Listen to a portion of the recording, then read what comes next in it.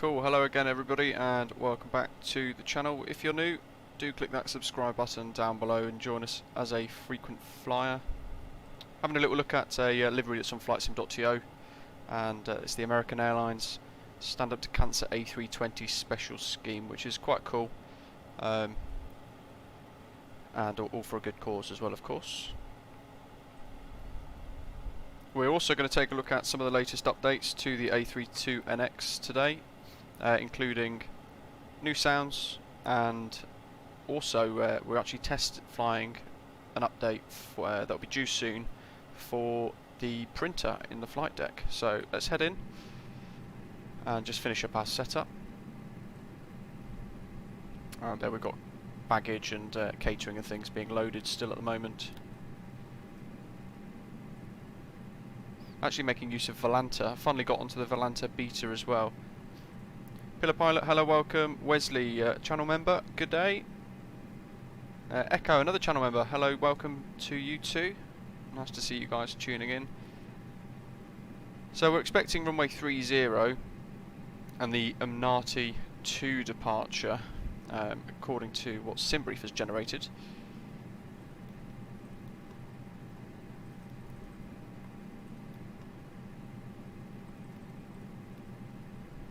So let's go ahead and put that in.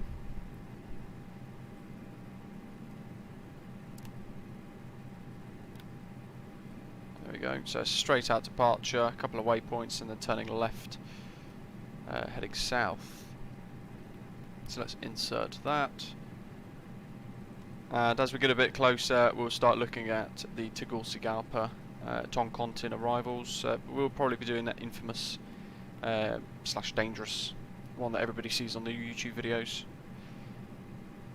Let's have a little look to see if we can get that printer working then. It will come out of there.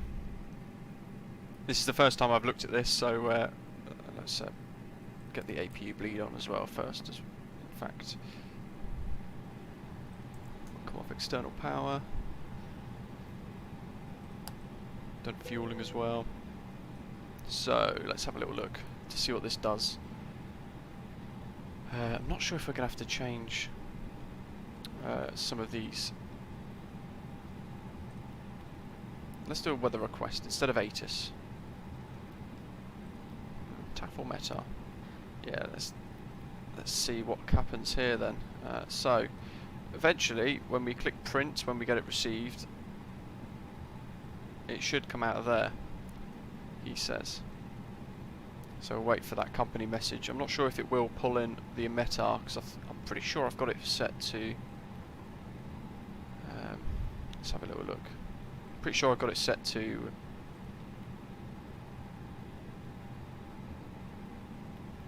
Vatsim, yeah. Let's put it on Meteo Blue for now.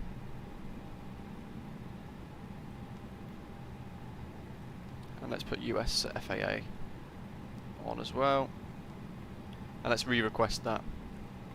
So ATSU, AOC, weather request, META, send. We'll print this second one because I imagine this one will work. William, welcome. You've joined the channel membership scheme. Nice one, thank you very much. There's your little announcement. Darren, welcome. Dave, hello. Tan, hello, welcome back. Yeah, thanks my mate Bob the Dilly, the Joe the Dilly. Miami traffic, very good morning once again. Cargo looks 86, Mike, taxiing to holding point runway 09 behind the company 748, cargo looks fine. So, there's our META data for Miami, and now if we hit print... Oh, look at that. It's printed out a META. Stephen, hello, good afternoon. Pillar Pilot, no, not yet. We'll look at it as we get a bit closer. So, testing this then, what we can do is we can put that into this bit of space here. So let's click there, and it imports it straight to here. And if we keep requesting this, so we do a couple more requests for data, and we request a couple of METAs en route, for example, there will be a little tab here where we can click left or right to switch between the two. I think that's awesome. What do you guys think? Let me know. I think that's quite cool. So we'll be testing that, see if we can break it on as a QA tester for the fly-by-wire team. Let's get rid of the jetway. And I need to pull our flight plan from Vatsim. Lovely. William. Yeah, Darren, not sure. It's quite cool, isn't it? And don't forget as well, they're also working on the... what is it? They're working on... There's some cargo look 747s over there, look. They're working on the electronic flight board, electronic flight bag. Oh, that polygon stuff is hideous around here. That update is really wrecked. What is all that? Look at that. Good grief, I thought the UK was bad with the last update and the polygons. Echo making use of the member-only emojis. It's a shame that it's not animated. So let's go arc mode, and we could drop that down, and what we want to do is continue with... I love how that just stays there now. We wanted our perf page.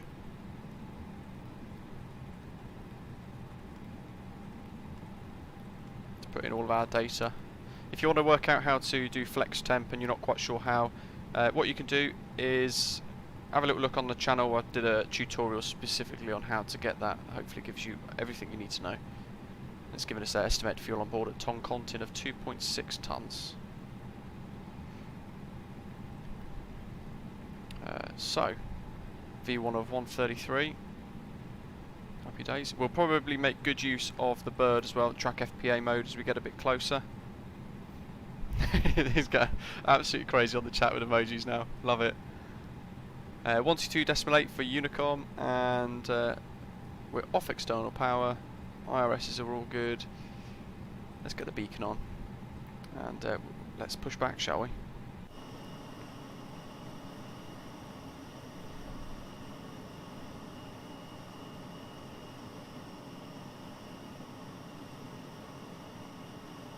Printer is working, yeah. Miami traffic, Cargo looks 595, landing up 275 immediate takeoff. Miami traffic, American 1531, at stand 46, push and start, facing west. So, Pushback Express, they've actually got sail on at the moment as well if you want to get yourself a we are ready for pushback and engine start. Roger, release the parking brakes please. Parking brakes released. Amit, yep, we've printed off our Miami Meta and we've put it there. Which is quite cool. American 559 here at stand 45. IFR Toncontin, we're positioned back, parking runway 30, back facing west. So, push back facing west, we're going to taxi all the way around the airport to take off on the runway that we can see just here, runway 30. And we're using the Luke Air tool as well, so we'll do the safety demonstration on departure.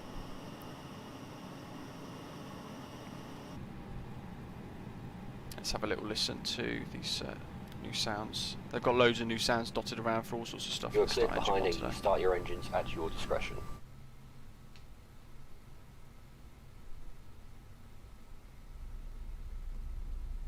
So yeah, the air conditioning packs have switched off.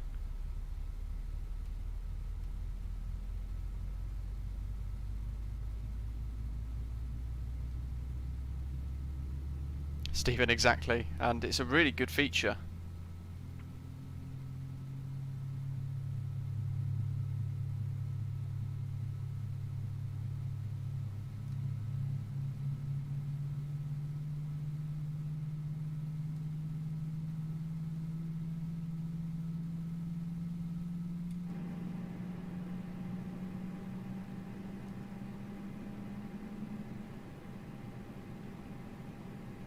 Sadly, just an auto-gen airport, and I'm in the way of this guy, so let's just push forward a bit. We can push and pull on Pushback Express.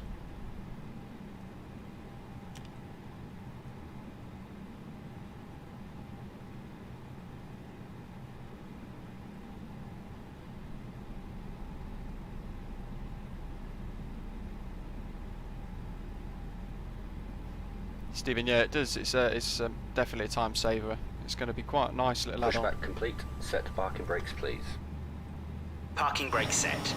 Roger. Okay, the tow bar is disconnected and the equipment is clear. We will see you on the left side. Traffic, Thanks, and you can disconnect and go to hand signals. Thanks. Have a good flight. See you later. Let's close Pushback Express. We don't need that.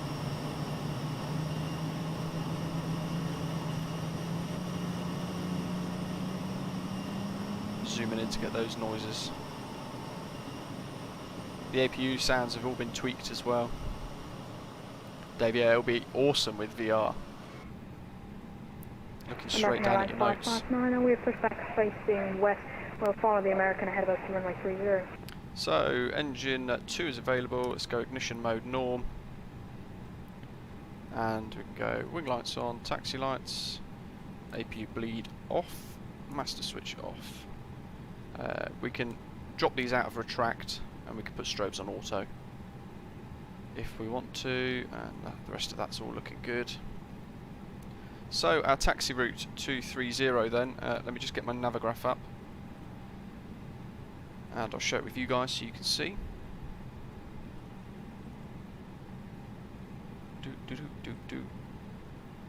3 zeros down there, so we're going to go November, good grief, November whiskey. Let's make a jot of this. Victor, no, Quebec.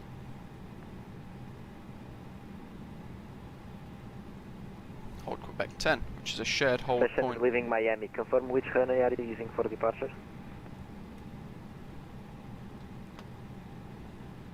Company message. Miami traffic, American 1531 is taxiing to hold point Quebec 10, runway 30 via November Whiskey Quebec. Pleasure, thank you. American Airlines 559, and we will follow American ahead of us. So we don't need. Oh, that one's actually. Cargo 6 Mike, we have a few problems. We'll hold short runway. We'll hold position at runway 09 for a few minutes, if that's okay. Roger. So there's our new printout. Wings 101 taxiing to runway 30 via November with the Quebec to holding point. Switching between the two, we can just click it, which I like. And I'm not paying attention to where we're going because I'm playing with the new toy. So, flaps 1 plus F for our takeoff configuration. When it stops, as it has done, we can test the takeoff configuration. Slats not in takeoff config. Ah, now it is. Weird. Spoil is armed, and using the Luke Air tool. I just realised I had that up. 559, taxi via Delta Whiskey Quebec, holding point Quebec 10, American Airlines 559. We know you have lots of choices, so thanks for choosing American. We're happy to be your airline. Now if you'll just follow along with me, we'll be on our way.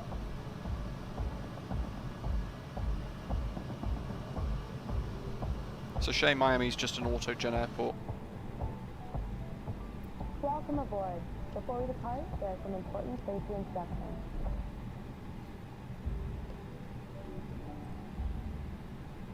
First things first, let's buckle those belts. Kevin, the experimental version does, but they're not in the one from today, the update with the new sounds. That hasn't gone into the experimental yet, I don't think. Graham, Gold Frequent Flyer, very warm welcome back. To get us on our way, make sure your seat is up, all electronic devices are put away, and your Echo, hello. If you have a carry-on, push it all the way under the seat in front of you. Stephen, I'm not sure. Pax should be on. And Dave, yep. So I've got 2 printouts now. Please switch it to airplane mode now. You'll find our full electronic device policy in the back of your American Way. U.S. law prohibits smoking, including electronic cigarettes, at any time. Tampering with, disabling, or destroying smoke detectors in the lavatories may result in a fine. U.S. law requires all to comply with lighted and posted signs and crew member instructions. Now let's review the safety cards. Please pay close attention, and before you know it, we'll be off. All exits on this airplane are clearly marked. Take a moment to locate the The nearest autogen's one. forcing me that Keep way. in mind, it may be behind you. There is a ghost line here. All exits have evacuation flags used in an emergency. When directed to exit, jump onto the slide and move away from the airplane.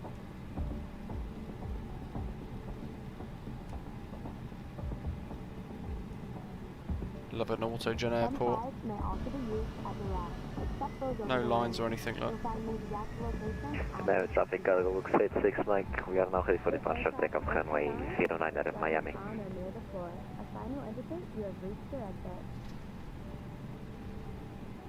In the event of an evacuation, a safe path lighting will appear. Follow the lights until you've reached your exit. Leave all carry-ons Dave, yeah, behind. they sit on top of each other. Proceed safely Quite to the nearest interesting exit, how they've done it. and don't forget, it may be behind you. Now, if the airplane loses pressure, oxygen masks will drop automatically, while remaining seated with your Yeah, Stephen, I mean, the packs, they're the air conditioning packs basically, so if they're off, then the cabin is not going to be air conditioned. Over your head to secure the mask to your face. The band adjusts automatically. Had a crap pizza on American. I had some decent food on the way to Chicago with them back in March, just gone. That was okay, but I had a on board as like a pizza as well. I think either on the way back to Heathrow or on the way out to Chicago, but it wasn't great. Put the vest over your head. Wrap the strap around your waist, attach the buckle, and pull tight. Once outside, pull the tab to inflate your vest or blow into the red tube on the side. In the water, a light on your vest will illuminate. And please, only inflate your vest outside the airplane. Now, your seat cushion may be used as a flotation device. Just remove the lower cushion and put your arms through the strap found on the opposite side. The crew will now be coming around to do a final cabin check. After takeoff, we'll be back with more information. And if you need anything, don't hesitate to ask. As always, we're here to make your flight great. Because great is what we're going for.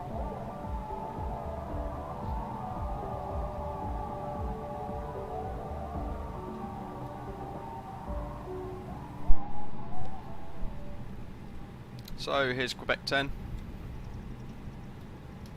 Miami traffic American 1531. Lining up runway 30 via Quebec 10 on a Emnati 2 departure. American No one's 959 coming. will hold Quebec 10. Although, 27. And then after 2 hours for departure as well. The American Airlines Let me just see if that cargo locks is gone. Wing 101 also will Yeah, hold Quebec that's 10. fine. I had a little moment there where thinking he was taking off on 09, which is the direct opposite of the runway we want.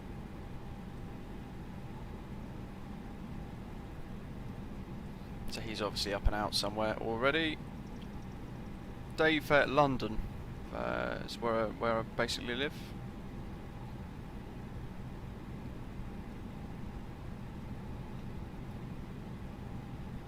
Let's close the Luke Air talks, we don't need that now.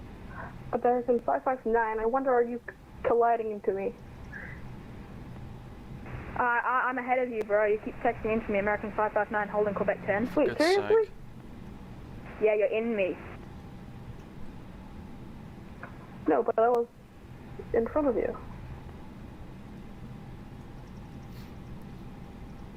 Okay, well, Chaps, you've now sort it out. taxied over Quebec 10, American 559, still holding. Thank you very much. It's very well control.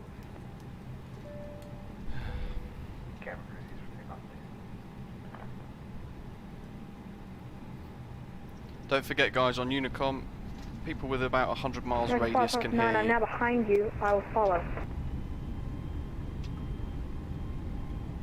Flex. We could have done an intersection, but the new sounds of the engines sound quite cool. But I wanted to use the Luke Air tool.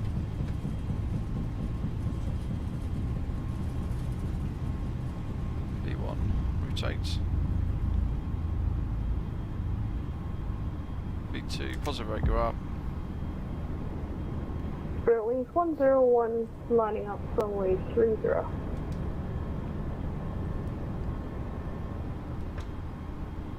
Autopilot on.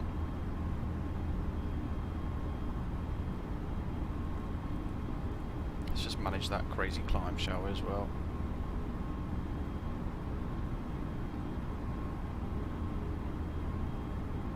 And up we go. Volanta's quite cool actually, I quite like it. There's that horrible behaviour that you get from the thrust acceleration altitude. Switching panel, which one have we switched? That one there. American Airlines 559 lining up runway 30.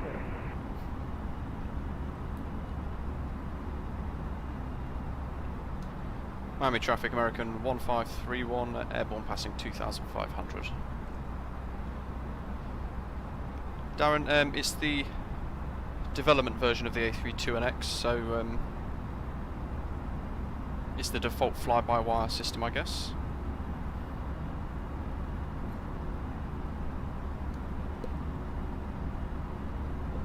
I would have given that another go today, but I wanted to test the printer, and the experimental version lasts about, well, it runs at about 12 to 24 hours behind the development version, so I can't remember what my keybinds are now. And there's some of the guys there departing. Does he? Yeah, I got an invite the other day, but I've not actually really tried it out myself. Although I can show you guys now. Let's have a little look. So there's Volanta. It's got our route in, and every aircraft here on the map is an aircraft on Vatsim, which is quite cool. So we're just turning at the left now. It's got our diversion routes and things like that as well. It is very smart. I do like it. I've been able to file my Vatsim flight, my flight plan, directly using Volanta, and I've also been able to pull the SimBrief data for the flight today from SimBrief as well, straight into Volanta, which is really nice.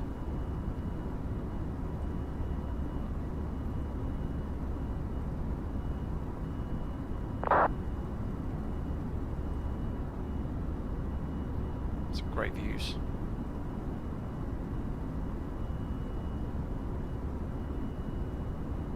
So when we get a bit closer towards Toncontin, about 2 hours or so, we're going to have to look at a lot of the arrival procedures, so we can sort of see what to expect.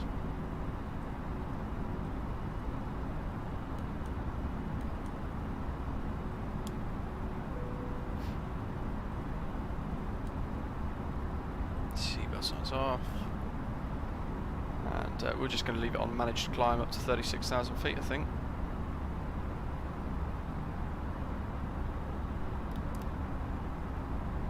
So the route today is going to take us, as you guys could see a minute ago on the Volanta map, it's going to take us south towards the Keys, but Key West is going to be on our west,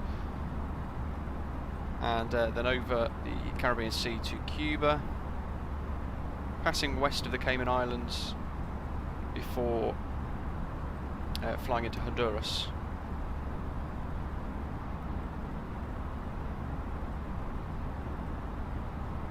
The weather seems fairly reasonable for us as well, so I'm not going to envisage too many problems for us.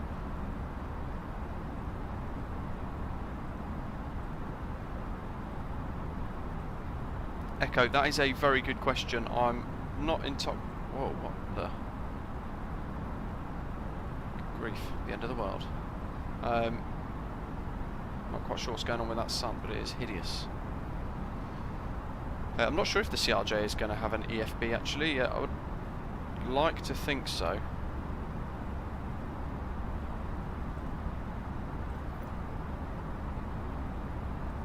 Let's just click that to force in the weather.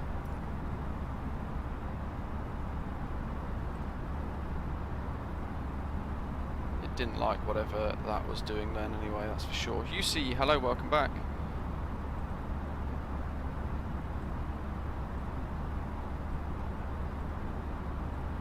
So Toncontin has got basically 2 stars associated with it. The Corti one and the Vitan one. Let's just take over this vertical speed mode. I feel like I'm going to close Volanta because I feel like it's gobbling up my CPU.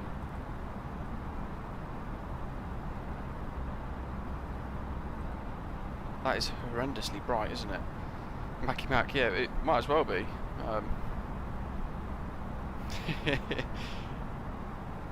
Pillar pilot, cruise altitude for me is going to be 36,000 feet, flight level 360. Yeah, I think if the sun was that bright, then we would have no water left on Earth. Mackie Mac, yeah, yeah, the printer function is quite cool. I do like it. Dave Young, nice. New PC on the way with the RTX 3090. That is very nice. I like the sound of that. I've got a 2070 Super for my GPU. And that works pretty nicely as well, to be fair.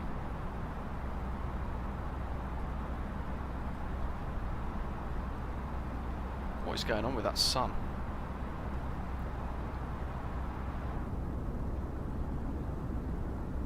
Super bright. Don't forget, if you want to support the stream, you could do so by either joining the channel as a member like William, Echo and Graham and so on, or you could use things like super chats and get your announcement or stickies read out all over the live stream, which is quite cool. For Stephen White, we need the you know what we need? We need the yellow coloured, that gold film coated visor that they all have in the aircraft.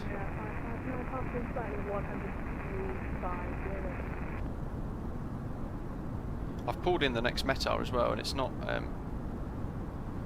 it's refreshed the weather, but it's kept the sun super bright.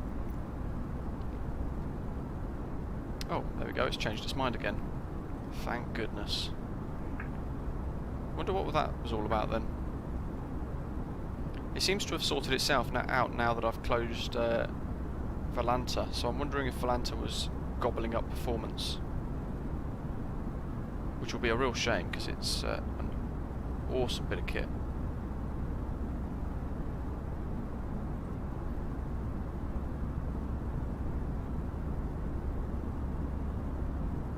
The raccoon goggles.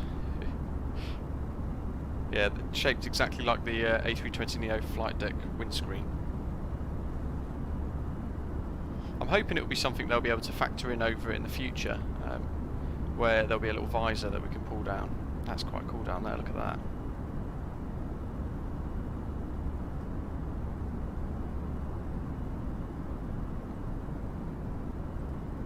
that. Dave, I wish. I'm not particularly PC savvy myself. I ended up getting mine built by overclockers, so I custom built it, or custom ordered it rather, for it to be made by them.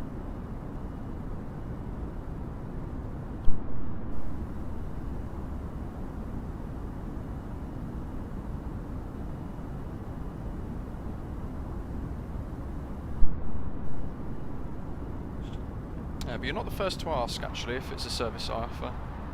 It would be a good one. Let's go out to drone cam, shall we? That's cool. Darren, thank you very much. Really appreciate your donation. Love that livery there, that's great. Wesley, not sure yet. We'll pull the weather data when we get a bit closer, so we get a bit more of an accurate runway heading, and we can plan the arrival and things then. Darren, that's very kind of you, thank you very much. Oh, Dave, yeah, I'm always more than happy to help try and give a bit of advice with setting it all up. Join our Discord server. The bot puts the link in every now and again if you've got Discord, and there's a load of people there that will be able to help as well that are a lot more computer savvy than myself. But we can all get it all sorted and help you out.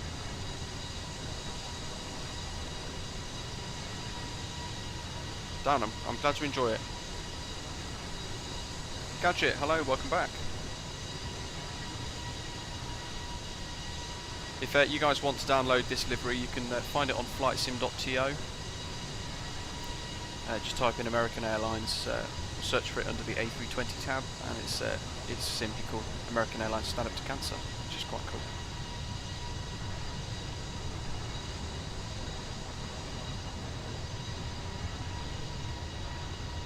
And of course, for those of us in the UK, we're quite familiar with it as well. Didn't realise it was a bit of an American thing.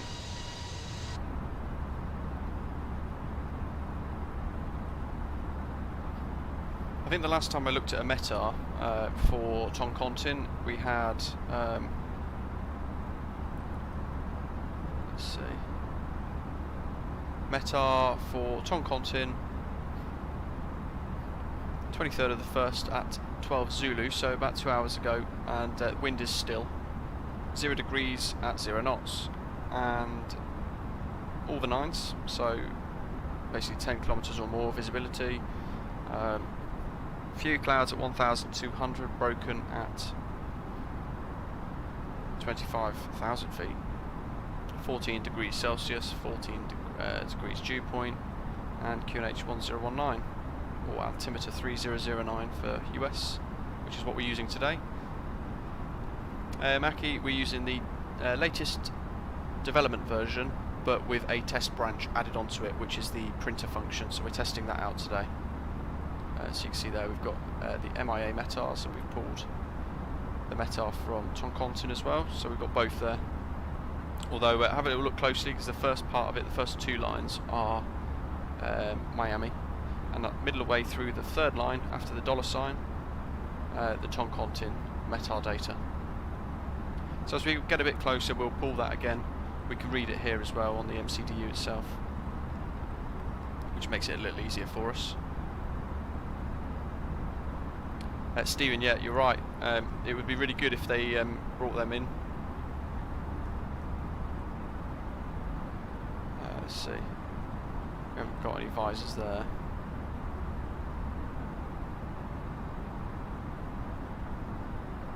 Oh, there's one visor.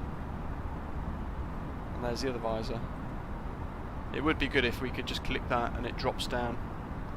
Gives us that squint. Especially if that sun goes super bright again. It's dropped itself out of... Actually, let's leave it unmanaged. Let's see what it does. We'll see if it holds. I've left it unmanaged most of the way actually, and it's been quite nice for a climb rate. And as we're getting higher, actually the air gets thinner, and it's finding the vertical speed's dropping down to suit to hold that speed, which is quite good.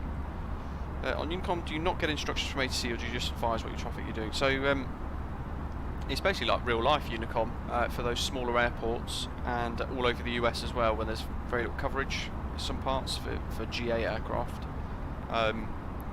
You just announce your position basically. If you're doing anything key or pertinent, then you would announce what you're doing.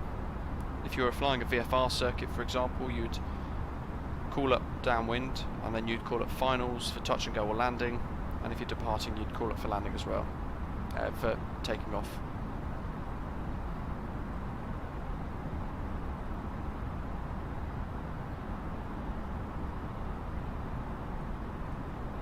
It's the first time I've actually left it on managed mode properly the whole time for a climb out, and it's nice to see it's working quite well.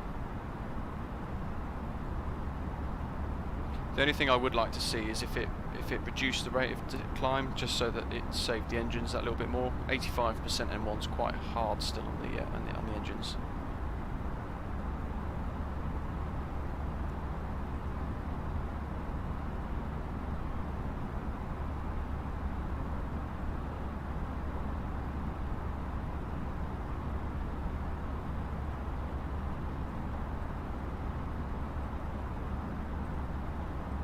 So those of you who like to see what we're doing on Navigraph, let's get that up for you. So the little arrow is where we are currently, passing McClure. So we're well out of the standard instrument departure, which ended there. And we're on our way now on the Uniform Mike 335 airway. Down to Alvec, crossing over Cuba on the Uniform Mike 328 airway. All the way down to Carrot, which is where we, or Manor actually, where we leave the airway to Carrot, and we then make our way into Toncontin.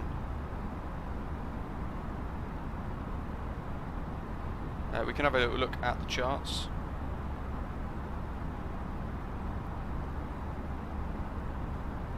And interestingly, there's that approach only, which is the really difficult approach actually. Wind still, we've got the option, haven't we? If you guys know, let me know what it is in the live chat. I feel like it's going to be 02. Yeah, it looks like 02, doesn't it? In via Melvo and then round in with a very late turn at the end at that VOR station. Yeah, so that looks like the difficult one, I think. Runway 02. And it all ends at Melvo. So, interesting SimBrief hasn't given us that. Where's Corty then on the map? Corty's going to be over here somewhere. There it is. So that's well off track compared to where we want to be going.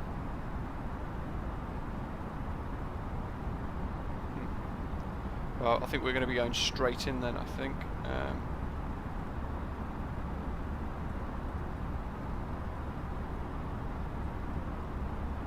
Where's TNT? Actually, that's going to be the Toncontin VOR, isn't it?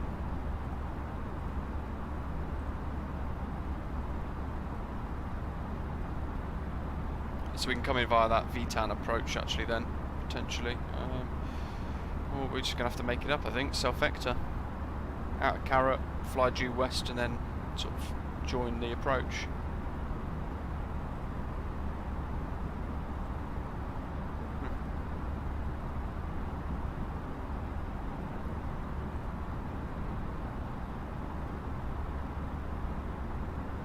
Stephen, yeah, that's a bit odd. I mean, we're still on unreal weather at the moment, and that's working quite nicely for us. I might amend our route, you know.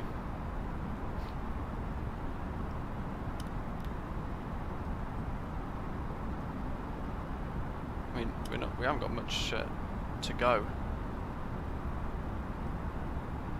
in the way of route. There's Fundy, Alvec, UCL, Selec, Burlo, and then Carrot.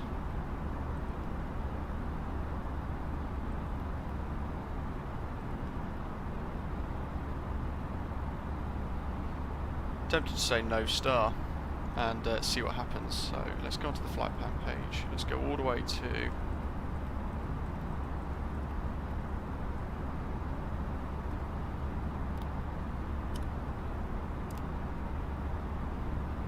oh, that's a hideous looking thing. Whatever the sim has done there, that is not pretty. We've got the RNAV for 20.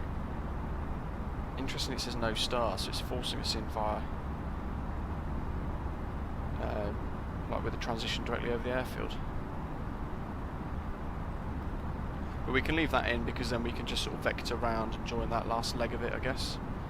So that'll work. We'll accept that. Dave, I know somebody who watches the channel does use the HP Reverb G2, I think. I'm sure it was that, or was it the HTC Vivo or something like that? Somebody on the channel definitely has a VR headset already. I remember mentioning it a few weeks ago. I'm not sure if it's something that I would do well with, though, if I'm honest. I'm not sure if it's going to end up making me feel sick, like looking at it for too long.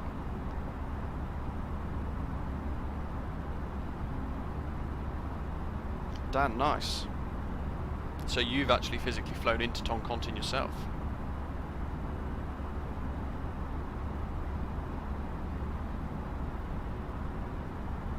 for the approach, we're going to make use of track FPA as well, so we'll go through using all of that again, as we've done in a couple of tutorials lately.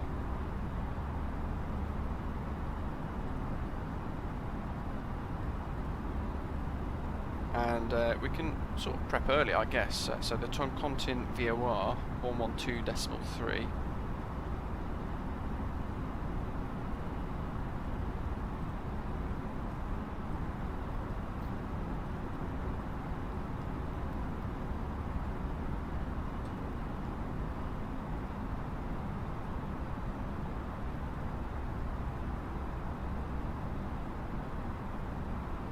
I mean, it's basically giving us a South Arnav approach for 02, so I guess actually the sim is correct because it's telling us to come in from the south, overfly the airfield, and then round on this big loop all the way in, which it sounds like a hell of a procedure. Let me show you guys what I'm looking at. So sort of flying in from the south, over the airfield, over that VOR, and then just flying this continuous circle, this continuous descending orbit round to that dodgy approach. That's going to be hideous, so let's do that one because that looks difficult. Final approach course is 018 degrees.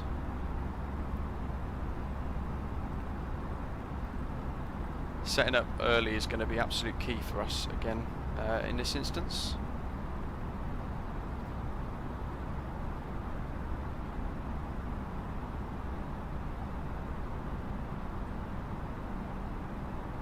Decision height for the RMP with an accuracy of 0.3 is 4429 feet. Airfield elevation is 3307 feet. And the transition altitude is 19,000.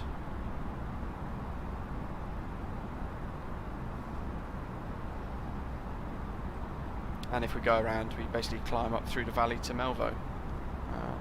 Visibility minimums is 2.6 kilometers, apparently.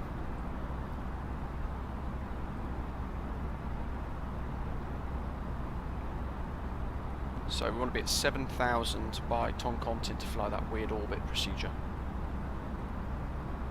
Yeah, it is an interesting approach, isn't it? I'm thinking that we might have bitten off more than we could chew. But it's going to be fun. It's going to be interesting. For those guys that are flying behind, I would suggest giving a good couple of minutes of separation between the two of us. Well, between the three of us, so each of us landing about 4 or 5 minutes separation. And we're also being joined by Graham at some point, a mate of mine, who's finishing a flight elsewhere, and I think he's going to fly in from maybe Cuba or somewhere like that. So he'll be joining us at some point.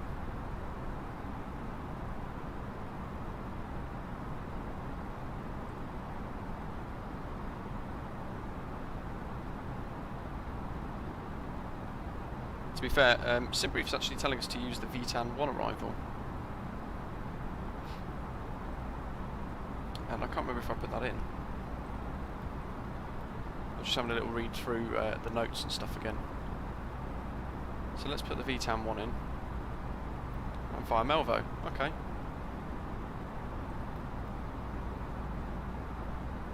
Actually no, we weren't flying in via Melvo, were we? Let's see if I really balls this up.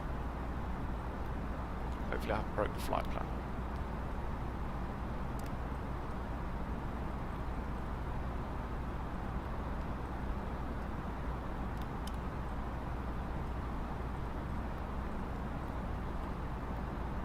No, okay, that's good. That's exactly what it shows on the charts. So that's nice, and then we can go direct from Melvo from Carrot.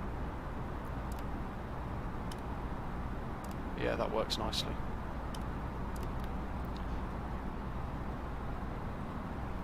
Quite a challenge though. I think it's still one of the world's most dangerous approaches though. And passing Cuba in a second, which is down below.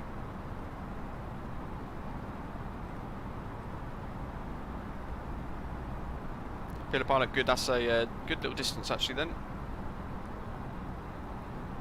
49-inch screen. Good grief.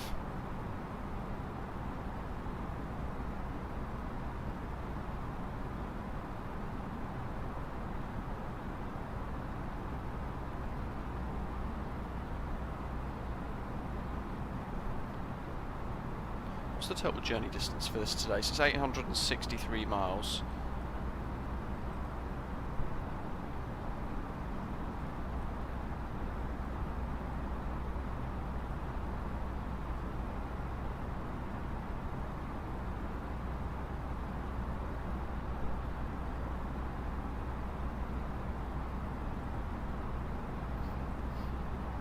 I would quite like a VR headset, but I just don't think it's. I don't think I'd do well with it at all.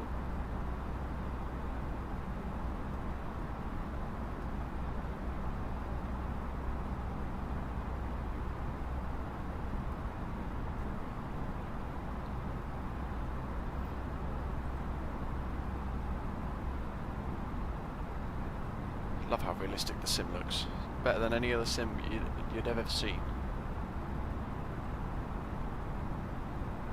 Coast down below.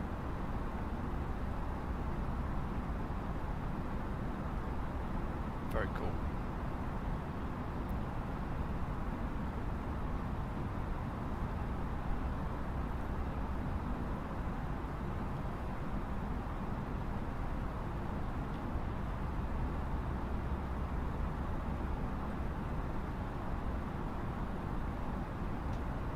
It's one of those approaches I'd quite like to do in real life, but I don't think I'd say that, but then actually when it comes to it, I think I'll probably bottle it. I'd rather just watch videos on it, if I'm honest.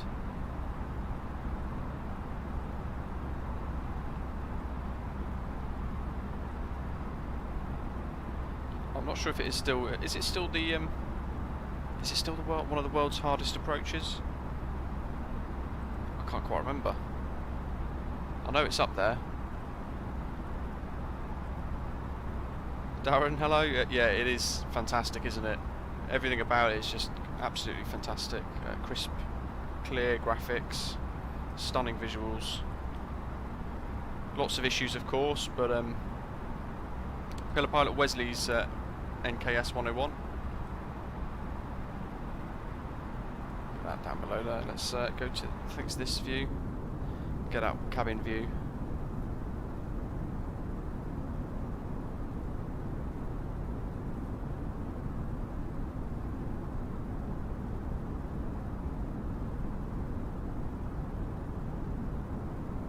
Darren, nice. Yeah, I've not looked into that myself just yet. I've heard very good things with Sky Park though. You'll have to let me know how you get on with it and what sort of things you can do on there.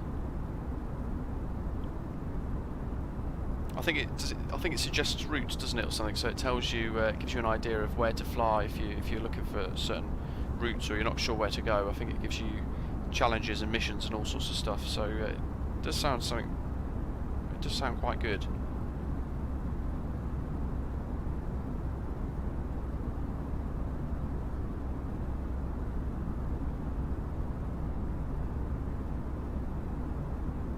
Yeah, the wing view's great, isn't it? And if we go to this one, I think we've got the other side as well.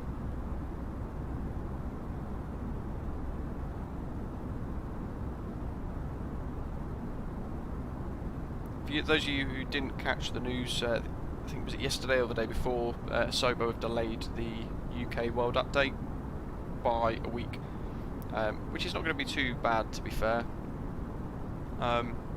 It's nice to see they're taking the time to actually fix the problems that they've found. Oh, wrong button.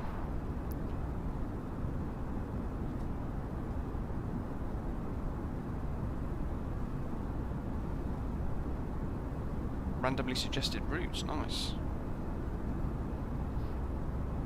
So normally if I get a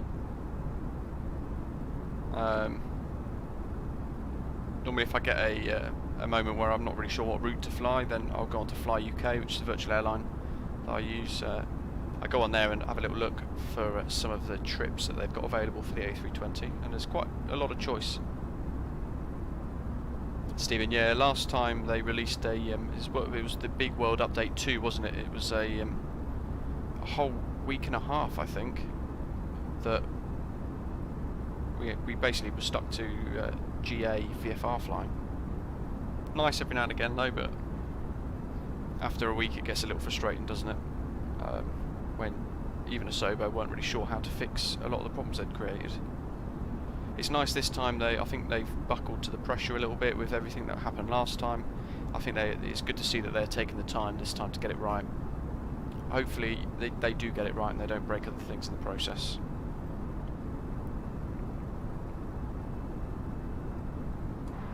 Let's have a little look, see what our distance to go is.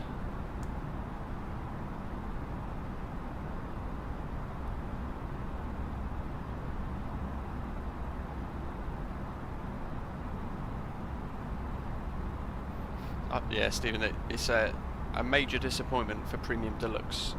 That's 787, and they have zero interest in actually fixing any of the problems either, because they're quite happy to just let Quality Wings build the study level version and sell that. But that will be great, I think, when that comes. We've got the Twin Otter being made by Aerosoft as well, which is going to be really good, especially for Barra. That's going to be a handmade airport in the new update. That's coming at some point this year, apparently. And don't forget as well, we've got the Aerosoft CRJ that's still in development at the moment. That couldn't come any sooner, to be fair. Wesley, RNAV 02. For the, well, I'll say the easier option, but you want the RNAV 02 via VTAN and via Melco, I think it was.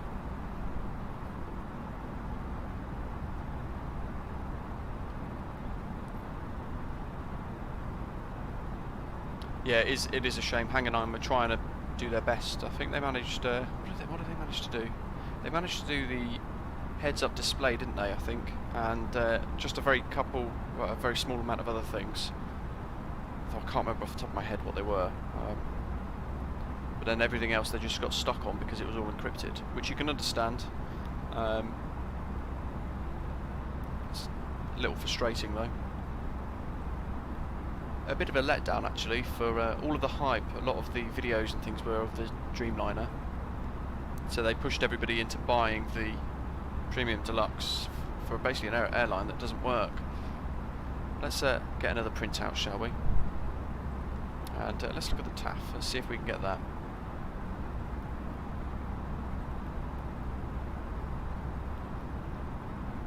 We'll wait for company message.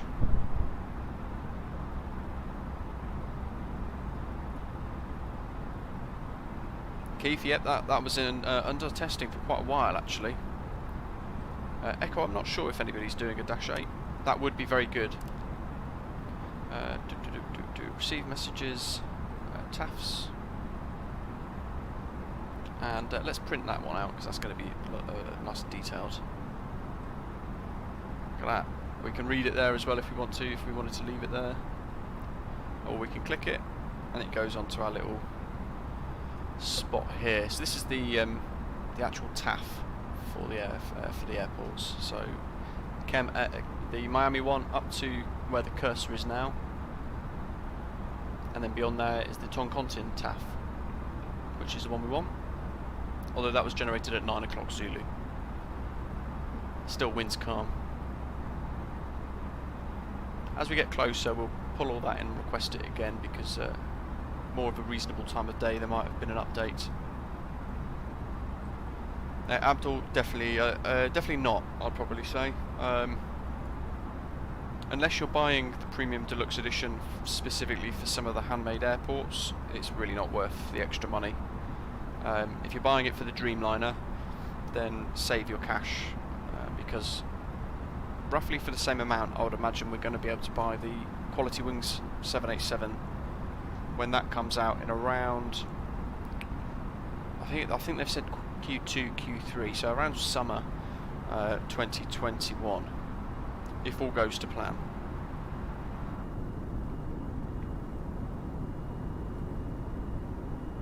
So you're better off if you're looking for that sort of thing, then I'd definitely recommend just waiting.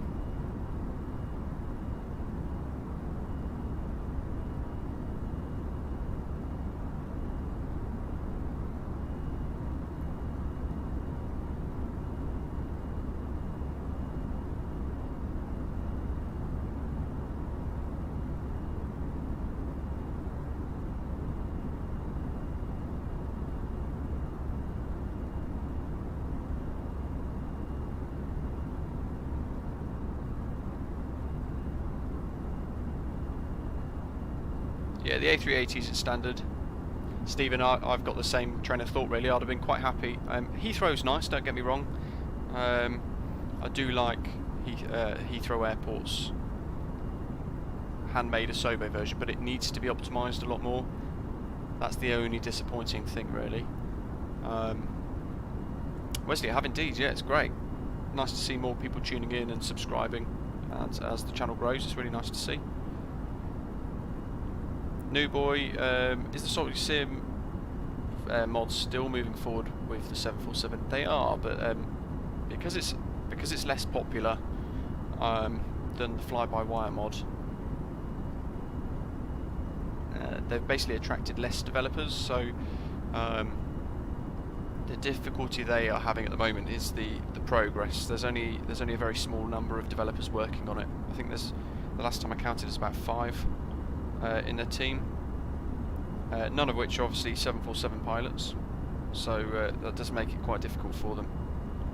And documentation is harder to get as well for the 747-8 because it didn't really sell that well, did it? Who bought them? I think Korean Air bought some, Lufthansa bought some, and I can't think of any others. Cargolux with some cargo versions.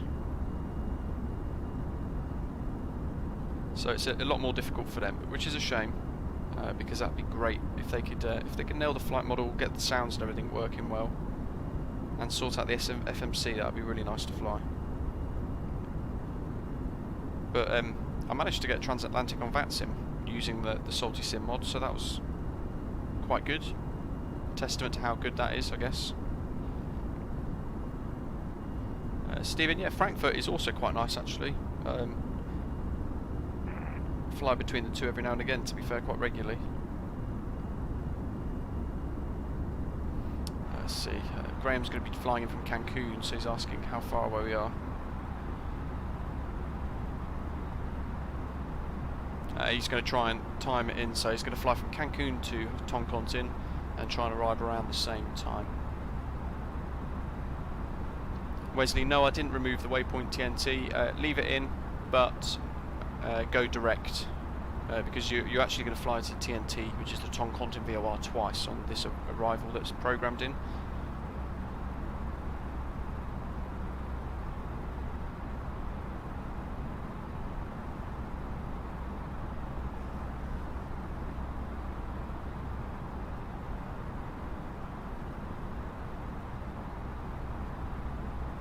Quite a lot of people use that at Pilot's Life.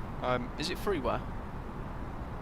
I know they give you routes and things to use, don't they? Which is quite good. I need to look at these sort of things a lot more.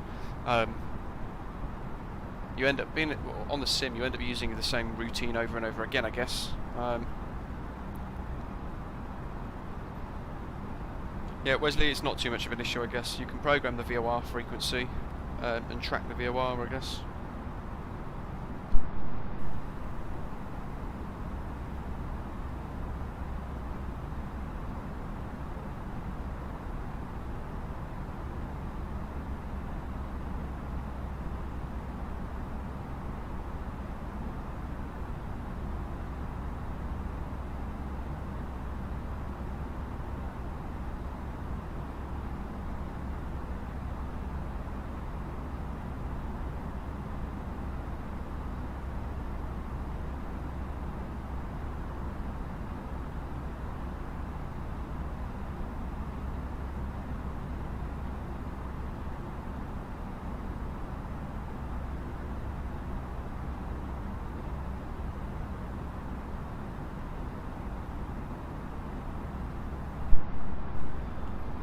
Oh, it's payware.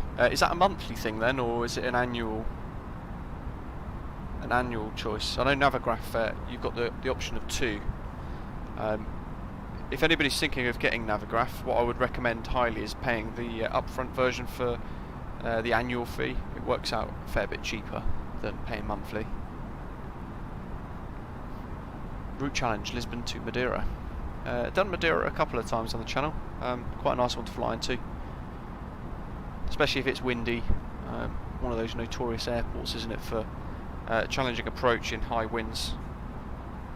Some great videos on YouTube of real life aircraft going in.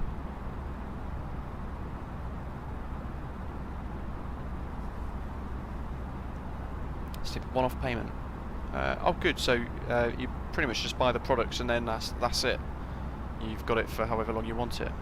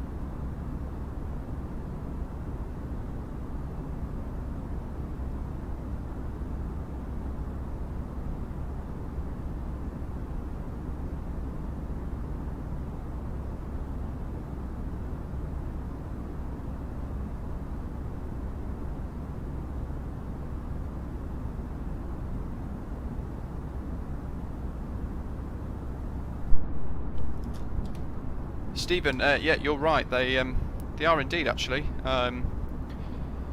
Philbert, I think, is doing a giveaway. Of course, we did ours on Friday, just gone. The Birmingham Airport for Macro Simulations is looking really, really good as well. He's putting a lot of effort in the moment to modelling in that Grade 2 listed building, the old control tower where the fire station is. So he's putting a lot of effort into making that look really good. John Mason, hello, welcome. Sorry, I've quickly just popped off to fill up my water, but I'm back, catching up on the chat. About 600 nautical miles to go, and you should be able to see on the very top of your screen our ETA.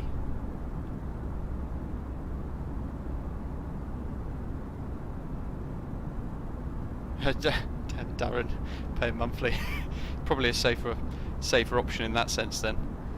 Broken Archer, hello, welcome, thanks for tuning in, I appreciate you being here. Hope you're enjoying the stream so far. If some of you guys are tuning in and you've not yet seen how the printer works, one of these new features that we're testing on the A32NX, let me know and we can go ahead and reprint a few other bits and show you guys how it all works. I'm testing it at the moment, so I'm happy to keep trying it. Stephen, nice. Enter for the third time. I might enter just for the sake of it, to then give it away on my channel again. We had a really good flight actually when we hosted our giveaway for the Birmingham Airport scenery. We flew from, goodness me, where did we fly from? Alicante, I think. Alicante to Birmingham, which is really good. Looking at the chat, I'm guessing it's the answer to the question is BHX.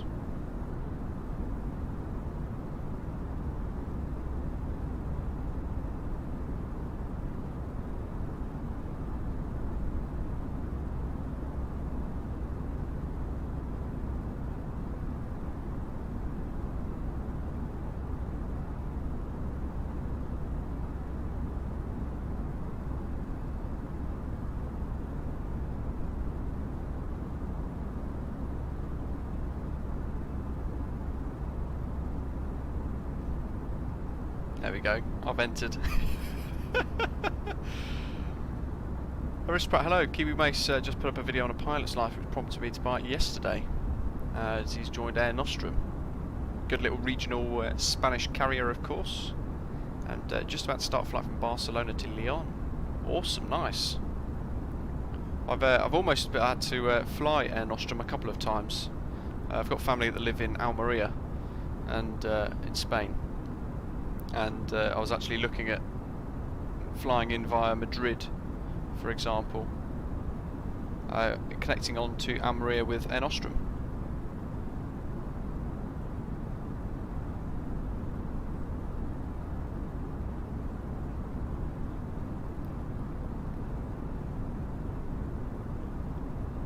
Darren, yeah, over the engine is a great view.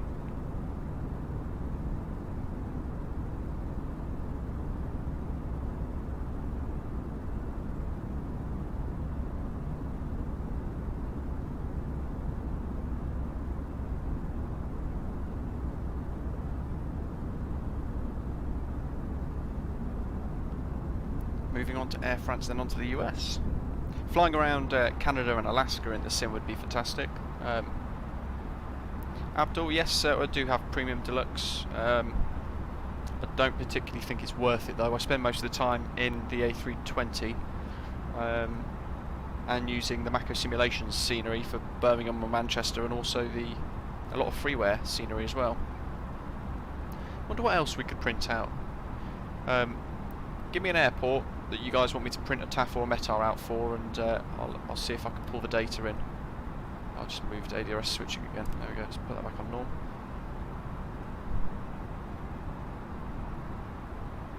Poseidon, yeah, progress is still ongoing for that, I'm afraid.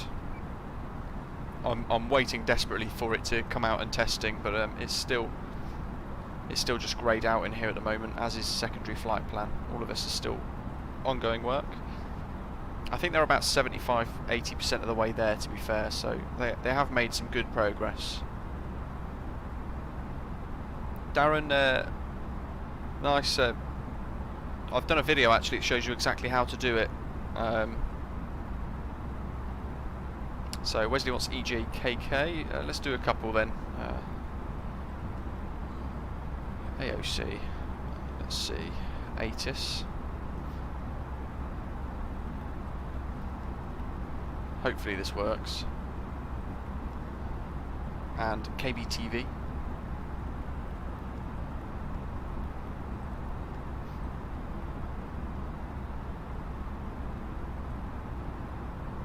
But yeah, for you guys looking to do custom views, check out the video that I've done on it, a little tutorial, and the same principle applies to all the aircraft basically.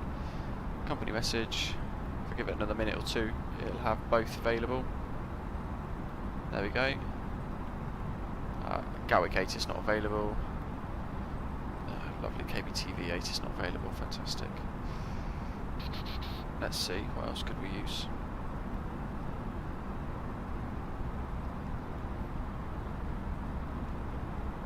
I'll put it back onto Vatsim and hope that there's... Actually, what about Pilot Edge?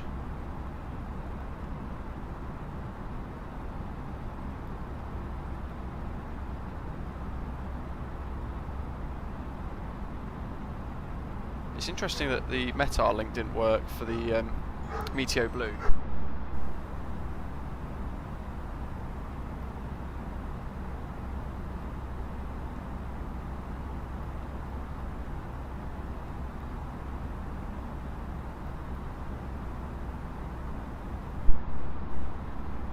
Neil, hello, welcome. Oh, Darren said YSSY. Oh, we did, yeah, just saw that at the top, sorry. Let's check YSSY as well. So, ATIS.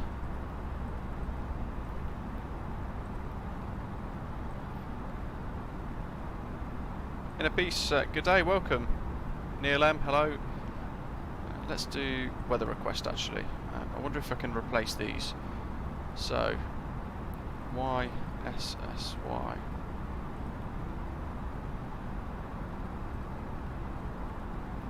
I love how now it's not really working as well as I'd hoped. KBTV.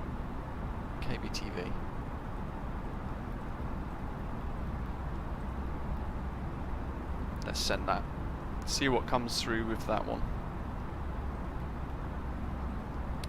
Obviously, the ones at the moment, we're probably not going to get much because we need Vatsim online, of course.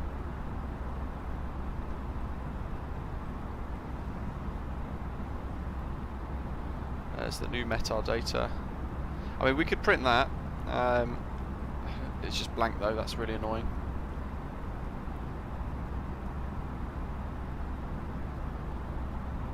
But effectively we'd pull out the data if it's online on Vatsim, for example. We'd pull the data and we'd hit print. Let's try a different way.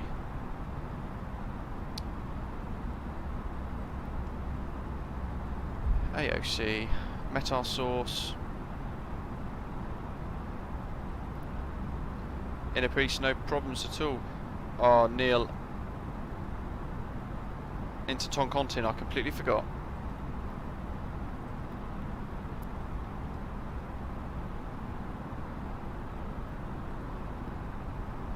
That was Vatsim, wasn't it? So let's leave that as Vatsim.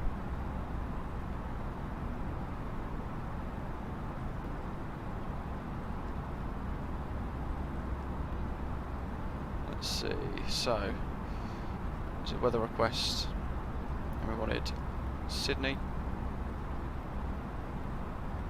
Oops. If you press it again it wipes. And let's try EGKK. Send those.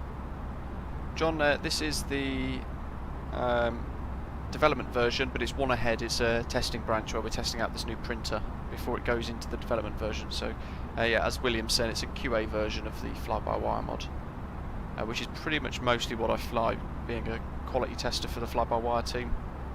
Very rarely just fly the pure stable or development versions. Receive messages. Oh, look at that. Oh, and we've got the METAR for Sydney and Gatwick. So let's print that. And out it comes. So we can click it, we can view it here. The sun's gleaming through it, but we can just about read it.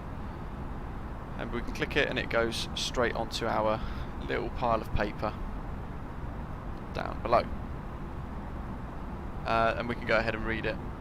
I'll just change that camera view for you guys. So there we go, we've got all of them all on there actually. We've got Gatwick, Sydney, Toncontin and Miami. And we've got multiple pages now, so we can click left and it will just load the last one in. The left one in for that initial one we first did when we pulled in, and we can click right on the far side to go back the other way to our latest printout. So that is really cool. Let's see, 3012 for the wind's variable at 2 knots now. METAR was generated at 15 minutes ago, so that's good to know. I'll leave that on as our latest version. 510 miles to go, and we're over the Caribbean Sea now, I believe. Making some good progress. John, I hope not. This will be, once I've finished this, of course, then after today's stream I'll have to write up our report on for the quality testing side of it for the fly-by-wire team. So write up everything we did in today's flight, all the different functions that I changed, and how many times I printed, etc., any issues that we faced, and it goes off to them to look at. And if it's all good, which it seems so far, it will be in the development version by the end of the day, I would imagine, unless small changes need to be made.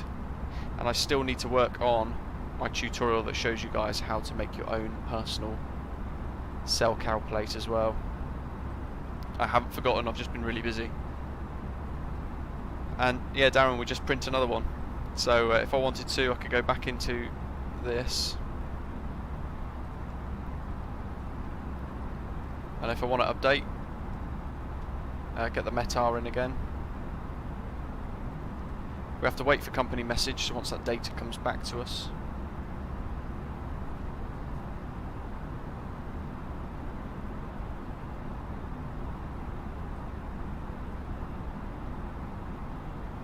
Company message. Receive messages, new METAR, and we hit print again.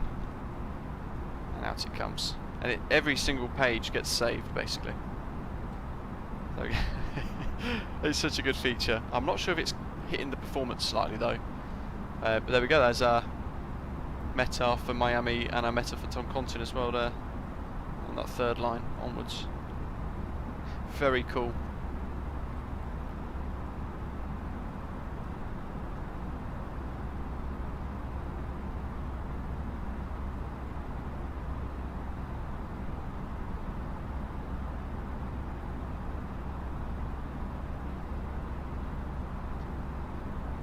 Darren, do you use the stable version or the development version of the fly-by-wire mod? It is awesome, it is really good, isn't it? Definitely one of those features, especially if it's busy on Vatsim and you want to get the latest metadata. That's a massive time saver for us, because in reality it won't change too much on a day-to-day basis, or within an hour or two. The metas should only change ever so slightly unless there's a storm coming through. So you could print that, leave it there, and then an hour later fly in, add all your data in, because it's right there in front of you, and it worked really nicely.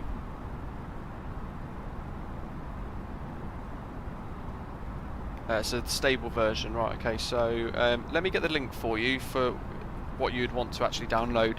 What I recommend is, I don't actually recommend the stable version. It becomes quite unstable quite quickly with the progression of the sim. So let me just dig out the link that I use for the latest development version.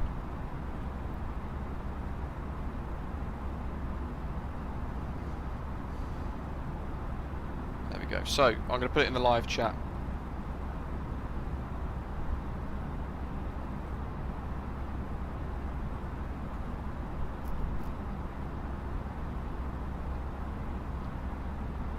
Wesley, is that the QA trial link video from Fly-by-Wire? It's yeah, I made that for them. It's quite nice. I just thought it would help them out when they asked. But basically, Darren, you click that and it will download straight away. It's a single link. It will take you straight to the download for the latest development version. And what I always recommend is, if you say, for example, you fly every day on the sim, every time you boot up, I would recommend actually updating the development version. Interesting. There's a top of descent marker. We've still got, I see there's carrot. What is that doing there? Odd. That's on managed heading, so I'm gonna see what it does when we hit that. I wonder if we're going to start some random descent.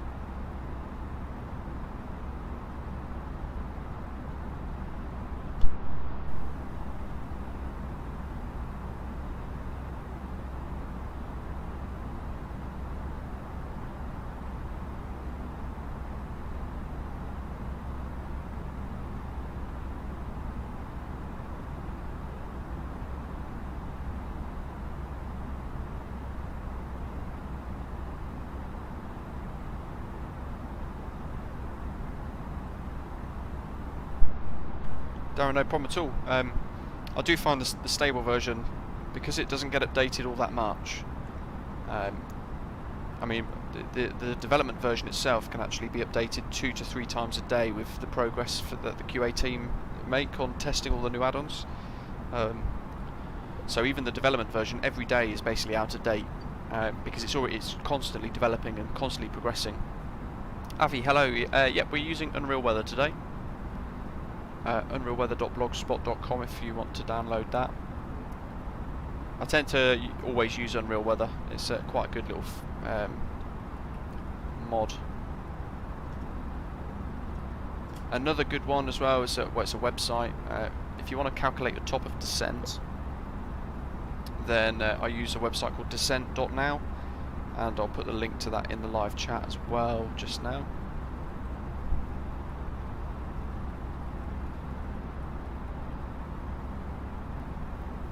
Unless you do good old-fashioned guesstimation.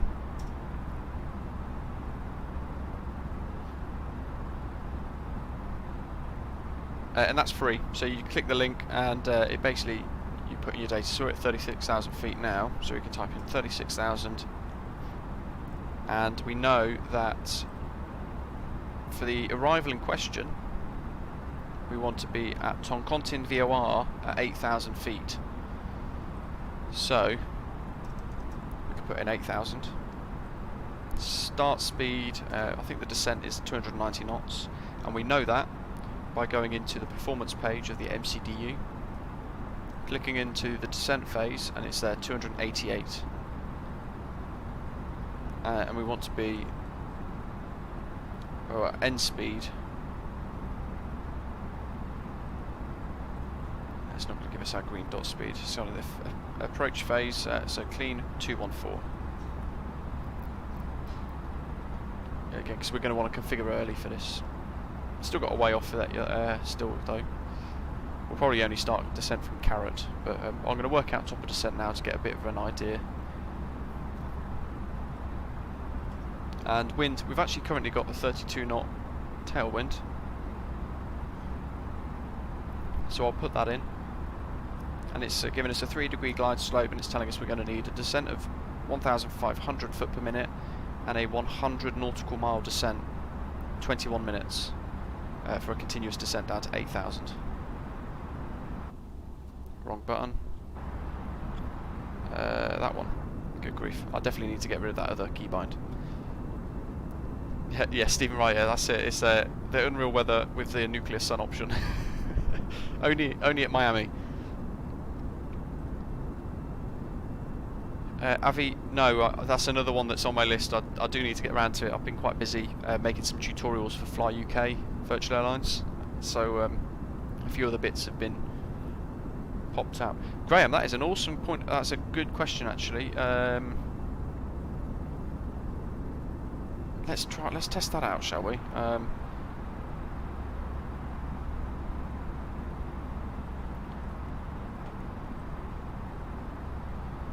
Pillow Pilot, you need to download the experimental version for that one.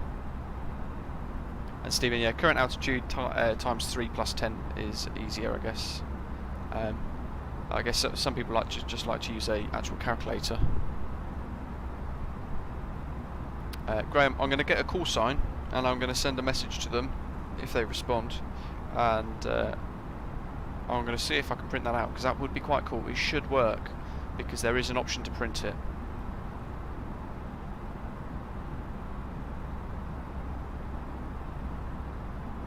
Jeff, yeah, 30 minutes before landing, it does seem to be about right, to be fair. For a continual descent. Although we're going to also take a slight shortcut, but with the South RNAV, so it's actually saying 7,000 at TG015. So where is that? TG015's there. Okay, that's fine, because we're going to go in via Melvo. So that's going to work out quite nicely. But it'll be a continuous descent down to 7,000 then in that case. But the maths shouldn't change too much.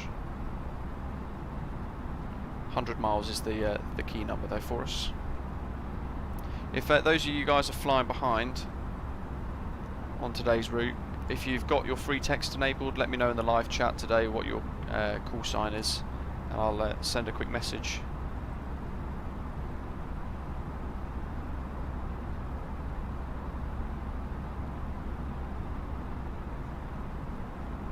And Graham, yes, so on the Init A page, it's linked to the flight number here. So we're the American 1531, and that then links off to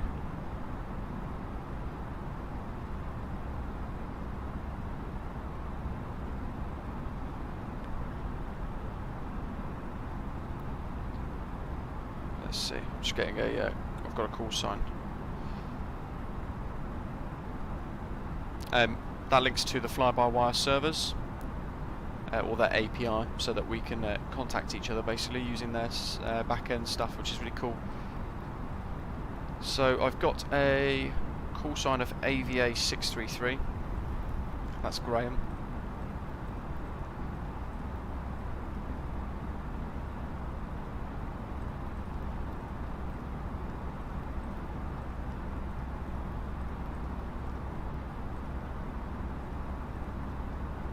He's flying from Cancun.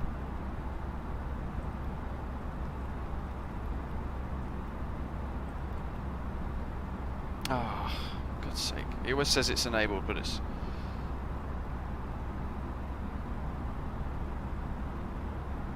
Graham, if you're watching, sort it out. Trying to send you a message. AVA 633.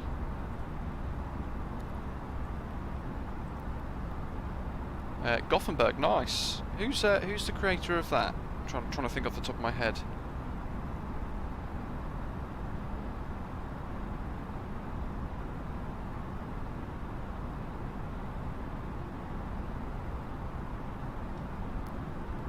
Is it? It's not Orbex, is it? Is it Gaia Simulations?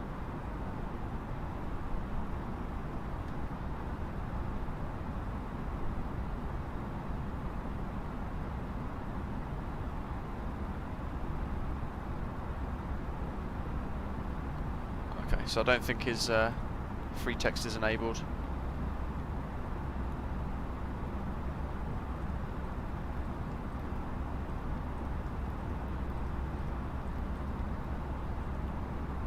When he tells me he's done, I'll click the send button. Graham, no problem at all. Oh, it is Orbex, William.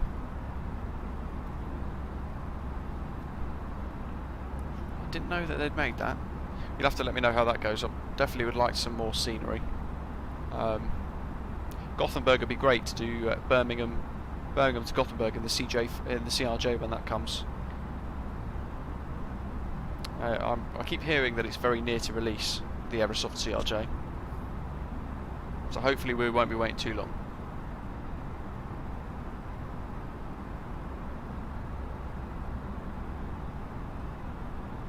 Oh, I've got a company message from American 559. Does this work? Let's find out. Print. Please, please, please. Oh, look at that. So, let's see, does the text actually read? It does. From American 559, does this work? And there we go, we can click it. So there we go, that is awesome. It does work.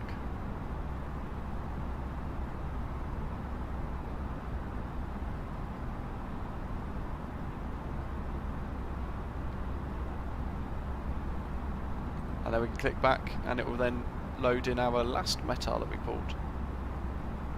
997, good grief, that is good. You'll have to let me know if it's optimised well or not.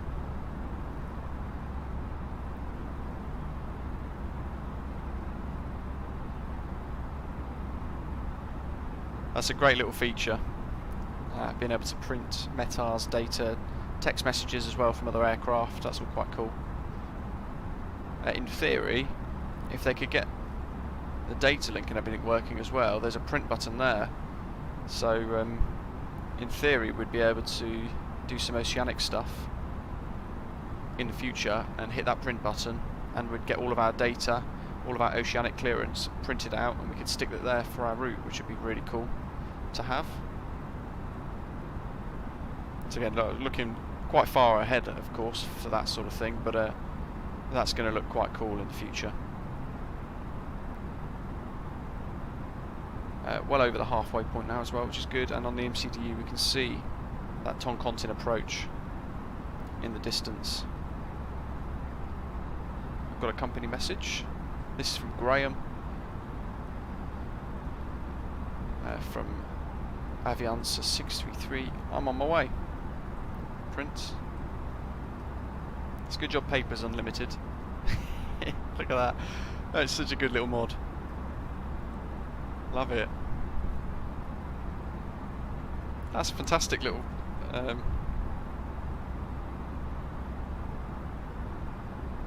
love the printer, that's fantastic.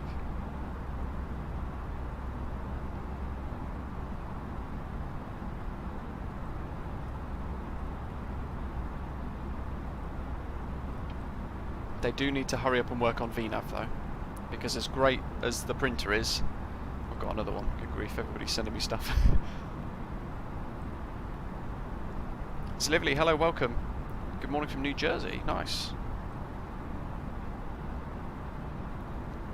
Graham, yes, however, when you log in and you import your flight plan, what the aircraft does is it will tell you at the bottom here, if somebody else is already using the call sign, it it will say call sign in use.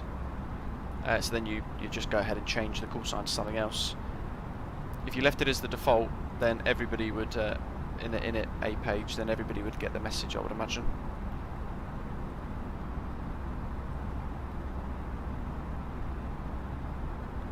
Print. I don't even need to print these, but I'm just doing it for the sake of it. There we go, printed. You can actually read it. I can read it from here, just about on my screen. It's great that it saves everything as well.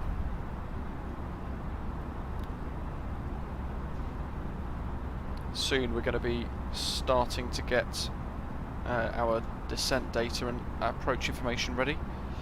Wesley, you need to enable it. So you need to go into your AOC options. Jeff, the issue with VNav, it's not modelled very well into the sim at the moment, unfortunately. So the fly-by-wire team are completely starting from scratch, and they're building an entire VNav with the assistance of the working title team, who have made great progress on the CJ4 mod, which is another freeware mod. And they've already got VNav working on there, so eventually we'll be able to leave it in managed modes, and it will have a sensible rate of climb and descent. And a lot of the other VNav functions will work quite nicely then. Constraints and everything else as well. It's lovely. So the print feature should be available by the end of today. All well and good. Once I finish this, I'll write up my report. There's been a couple of tests done on it already from other QA testers. We'll go ahead and send my report off to the developers, and they will then put it into the developer version. Simone, it's a tester version of the A32NX, so it's one ahead of the development version, but the experimental mod is another side branch entirely. So everything that's in the development version, usually 12 or so hours later, gets put into the experimental fly-by-wire mod as well. So that's a little behind, but I tend to fly neither because I'm a QA tester. Oh good grief, I've got loads. Slower than you, and 88 nautical miles back. Nice. Let's print that just because we can. LM, hello, welcome, thanks for tuning in. Hope you're enjoying the stream. Stephen, so the CJ mod, it's similar to the fly-by-wire A32NX. Interesting that didn't print. Maybe the text wasn't long enough, or I've run out of paper. So the CJ4 mod is the same aircraft model, similar to how they've done it with the A320, but with an add-on on top, and it's completely freeware as well. They're miles ahead development-wise. They've made some fantastic progress.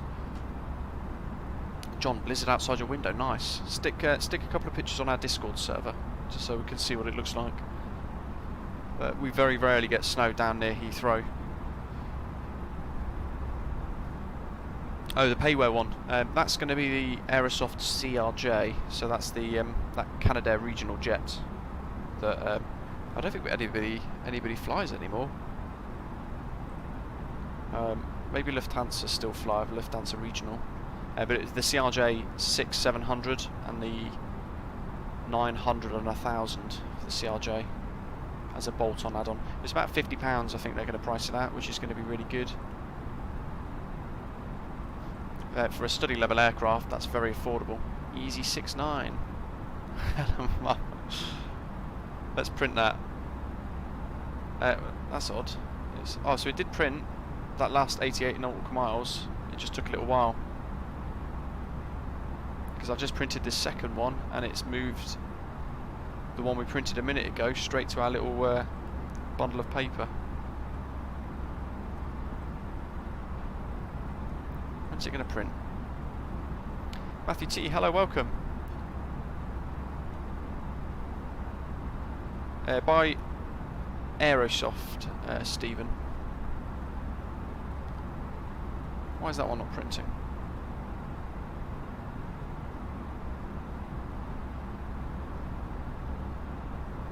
Aviation simulation, good point. Oh, there you go. It's weirdly it's put it straight into here. So how many? We're about 14 messages in, aren't we? Let me make a little note of this.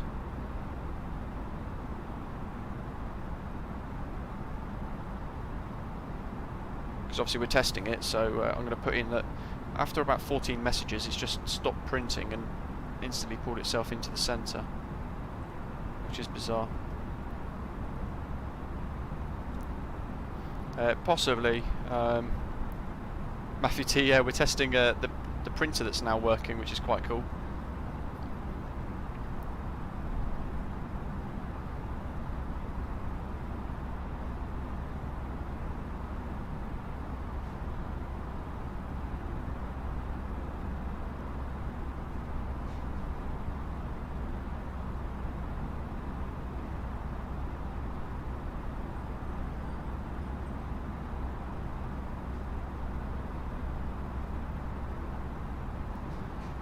I think Carrot's about 100 miles from where we want to be, so we'll probably just start descent from there.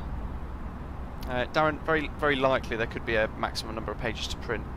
Let me find that someone was asking about the experimental fly-by-wire version.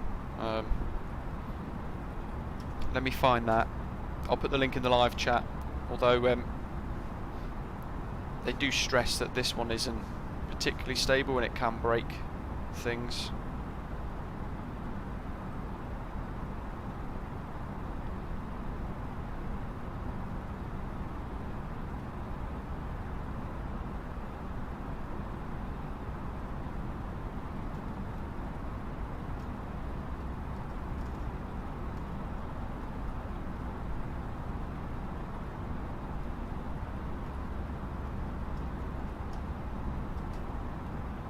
There you go, so you can click that link and that will download instantly the custom fly-by-wire add-on.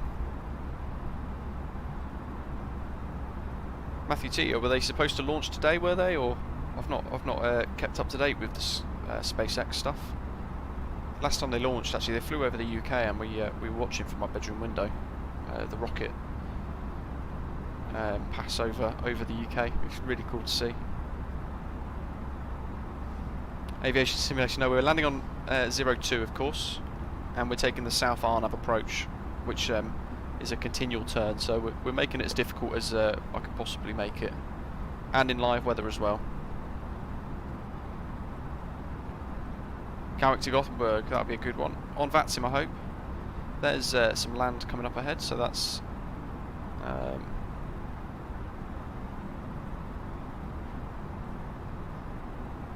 That's looking good, that's Honduras.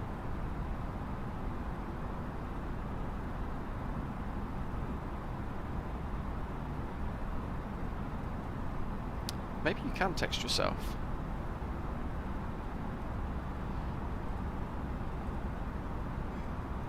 You know what, I've never tried. Free text. So Michael sign, American 1531.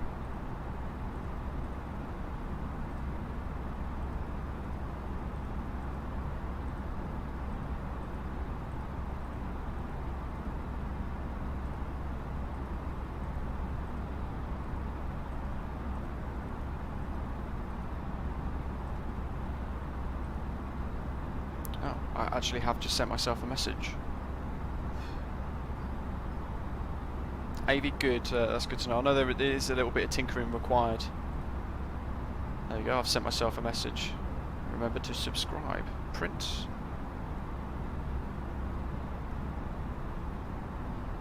It's interesting how it doesn't, yeah, it's weird. It stopped printing. Interestingly though, if I click print again, that's where the one I've just asked to print will appear in this center stack. So it's like the animation itself has got a limitation. So I click print and it's not printing the second one. However, it's put the first one I printed straight in.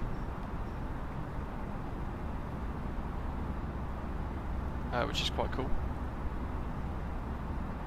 We can drop back. Where's those metars that I wanted? get the very latest METAR, I think. ATSU, AOC, weather request METAR, send. And yeah, John, I hope there's no tailwind. It was variable at 2 knots.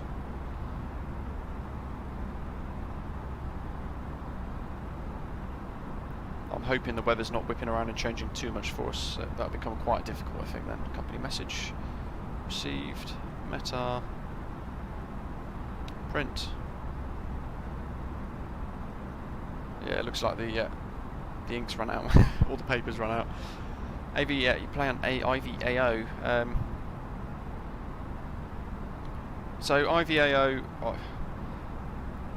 I'm not a massive fan of. It is very good in what, but it's nowhere near as advanced or as popular, at least in the US and the UK, as Vatsim. El Bapino, hello, welcome. Good question. I'm going to be doing a tutorial on it over the next few weeks, but it's basically the ALB B cockpit, one of the cockpit textures. In the A32NX folder, there's a folder that says Customize. It's that one that you want to change, basically. Let's see. So Toncontin variable at 2 knots still for that weather.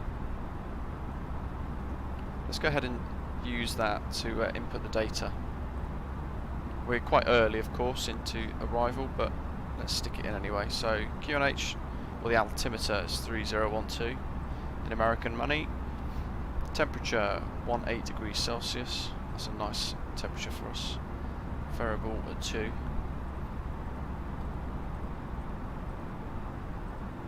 And we know from the charts the transition altitude was 19,000, and our decision height from the charts was 4,429 foot for the MDA.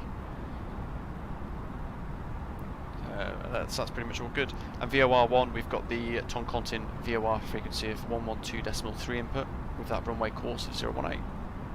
So I mean, that's pretty much all us set up, ready to go, really.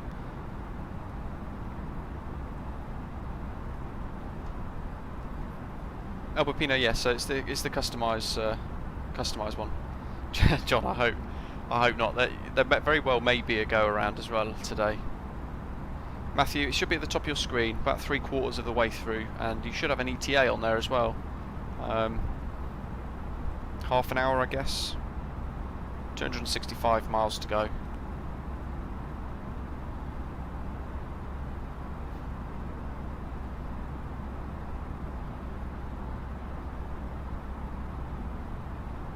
Oh yeah, I completely forgot actually. Neil M told me about the block of flats. I'm sure it was Neil M. He told me to download, I think there was a mod for it somewhere for Toncontin to get rid of the block of flats. I completely forgot. I've had such a busy week with sorting a lot of tutorials and things out that it slipped my mind. So if we do have to go around, we're going to have to avoid that big block of flats at the end of the runway.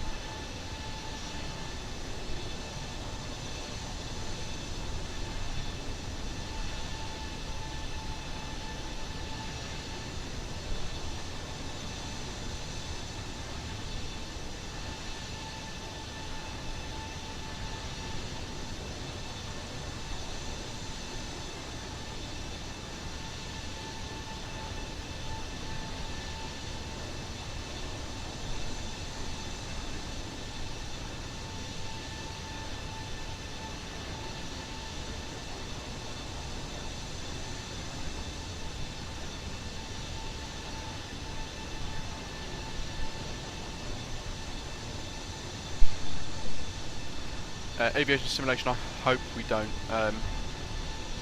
We should be okay. I'm not confident about it, but I've done a fair few tricky circle to land procedures, including some of the Jackie tutorials that are on the channel. Uploaded one, went live I think yesterday or the day before, and that was quite a tricky approach procedure. So I mean, this is ramping that one up by about 10, so we're going to give it a go. Graham, so the fly-by-wire project have got a API that basically feeds everybody into a live map. It's not currently available for public viewing. However, what their intention is going to be is that there's going to be a map eventually where we can see everybody flying with the A32NX, where they are in the world, what routes they're doing, and all the rest of it.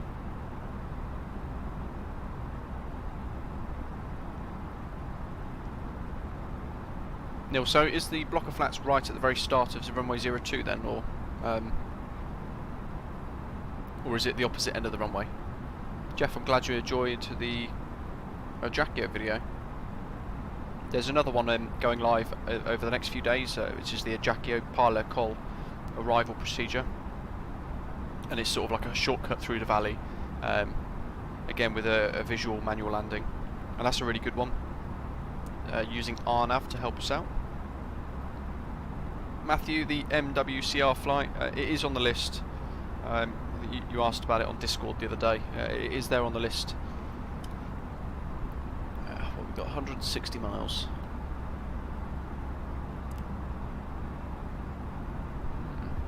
So we'll be starting our descent very shortly.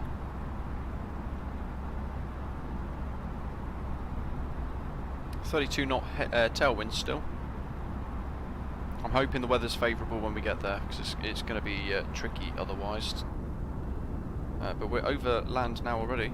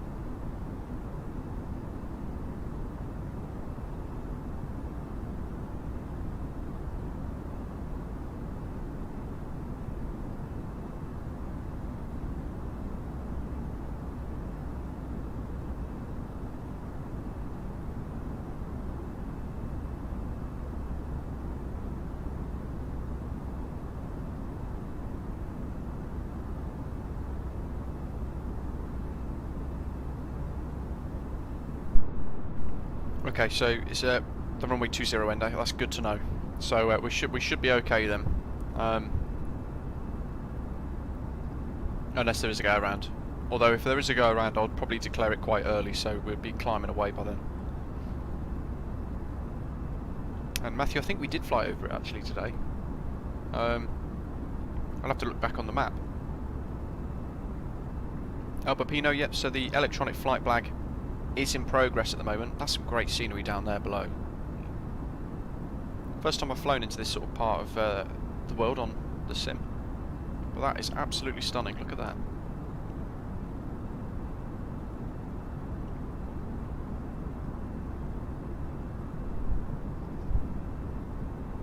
I'll be testing the electronic flight flag when that comes out. When it's ready for testing anyway, for the QA testers. I'll be straight on that, giving it a good go.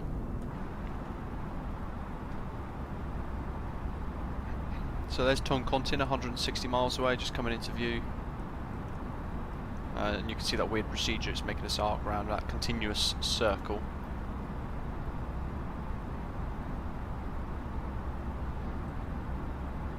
See, I'm one of those that think that the flying this sort of thing in the sim is actually more difficult.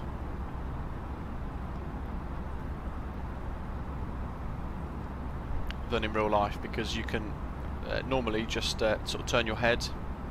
Things like the Ajaccio tutorial, you'll be able to turn your head and look at the airport the whole way, whereas you can't really do that in the sim. Air France 4545 saying good day. Good day to you too. Whoever that is in the chat hiding around.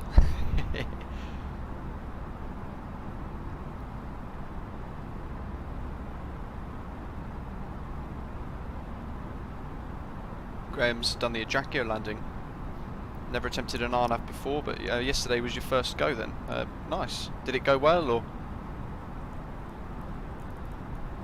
It's quite a nice approach and landing actually. That VPTA especially is a really nice one. I've still yet to do the VPTB, which is very similar in procedure, but you basically line up to fly the ILS for the opposite direction before breaking off to fly the downwind, and then the rest of it's the same.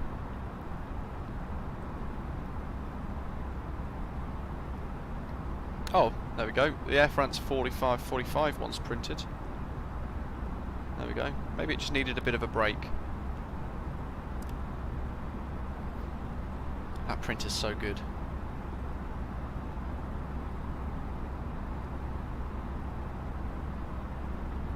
Yeah, medium water brake will get us down fine.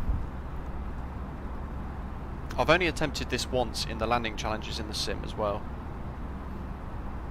and that wasn't too bad because you're not flying in the whole way through. You're sort of joining in midway through the procedure, aren't you? So you've effectively got one sweeping turn and you're in. Whereas this, we're having to fly that whole, almost a 360-degree orbit.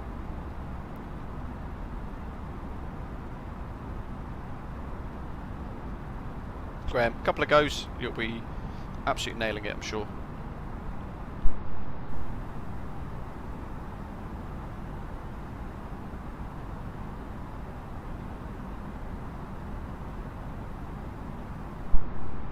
Stephen, yes, it was BA. For about 4 years or so. 120, what was our top of descent? I'm actually going to want to drop down to 7,000, so let's have a look. That's 104, it's a 33 knot headwind now. Just updating my top of descent calculator.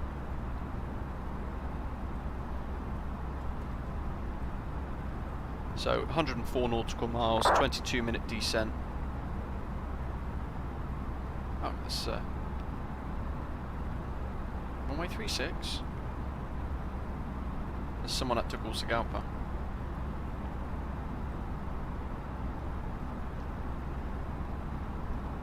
So we're going to want continuous descent down to 7,000.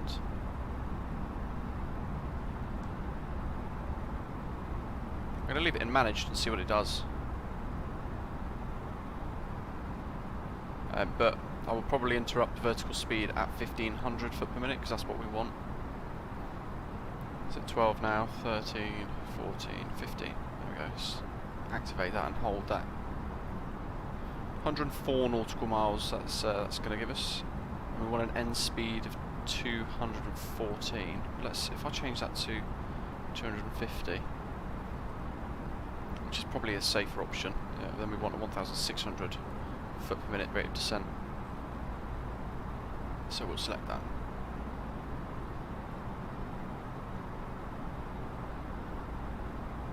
Just watching those engines because they need to spool down a bit more, otherwise we're going towards the pole a bit too much. There we go, it's sorted itself out nicely. 1,600 foot per minute rate of descent. It's a 3-degree descent as well. So let's have a look on track FPA. And it's actually giving us 2 degrees.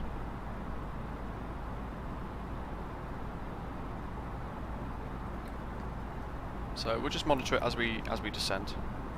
1.8 degrees it had on there actually, which is interesting.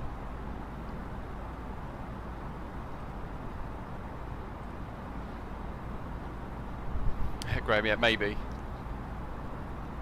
Interesting it started working again though. Maybe it just needed just a bit of a break.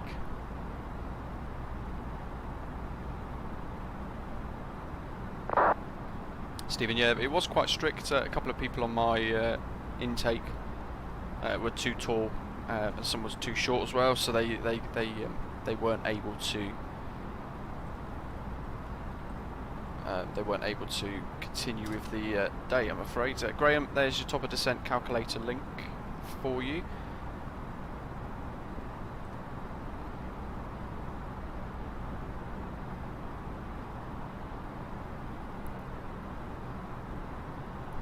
Jeff, thank you very much. Yeah, you haven't seen the landing yet. It might be an absolute mess.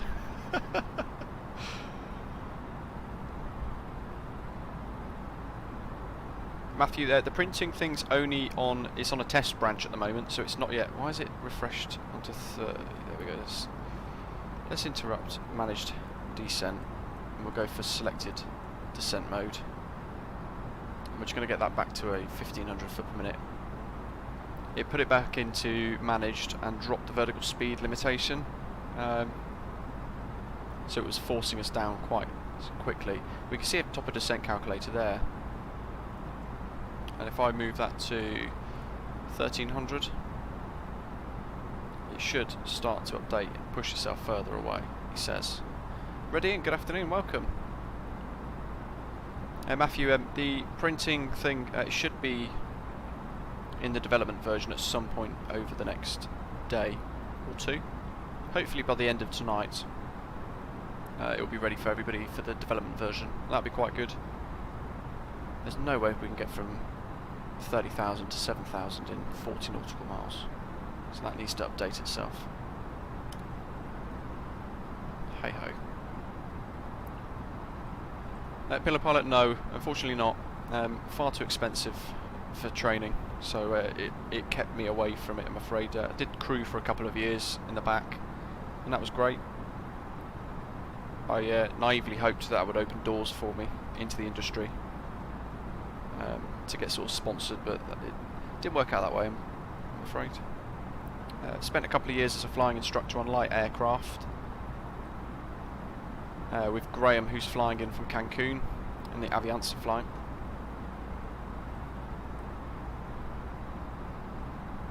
But nothing more than light aircraft, really. PA-28s and motor gliders and things like that I've flown myself.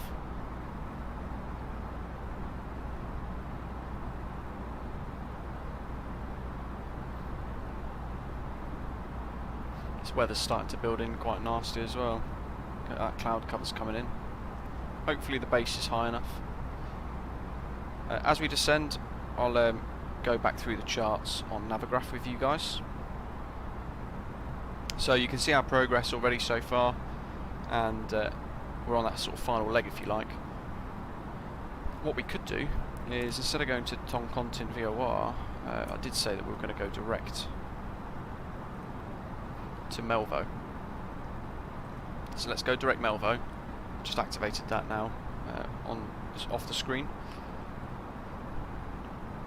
In fact, we've got the charts here, haven't we? So, stars. We're going in directly to Melvo, which is there, 9,000. But we're also using, what are we using? North Arnav, actually, by the looks of it now, with the direction, because we're taking that bit of shortcut. And there's terrain there that we need to avoid. So we're going direct to Melvo, 9,000, and then TG017, that next Arnav waypoint, 7,000 foot, which is what we're aiming for the descent, like a continuous descent down. And then we're looping all the way around, through the gaps in the terrain, and then at the Toncontin VOR, turning for that real tight last minute finals turn, runway 02. There's our approach plates, and you can see there a continuous 3.5 degree rate of descent. So this is where track FPA is going to be really handy for us, and we'll make good use of that. And we've got different checks for our altitude. So TG13 and 12, we want to verify our altitudes are as shown on the charts. And straight in landing, there's our MDA of 4,429 feet, and our minimal visibility, runway visual range of 2.6 kilometers. You can see the runway length, 2,021 meters, but that's the total length, it's not usable. Landing beyond the threshold, it tells you there the usable length is actually only 1,664 meters, which is really short.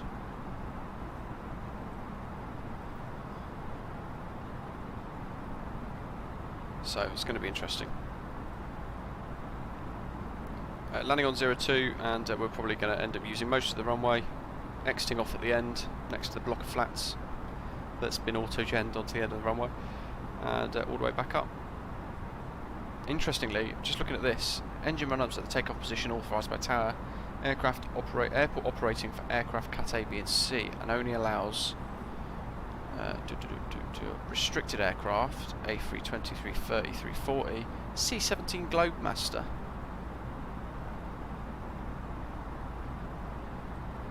I'd love to see that fly in.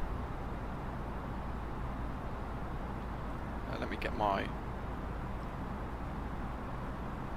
approach plates in. That's what the VOR approach would look like if we were flying in using that.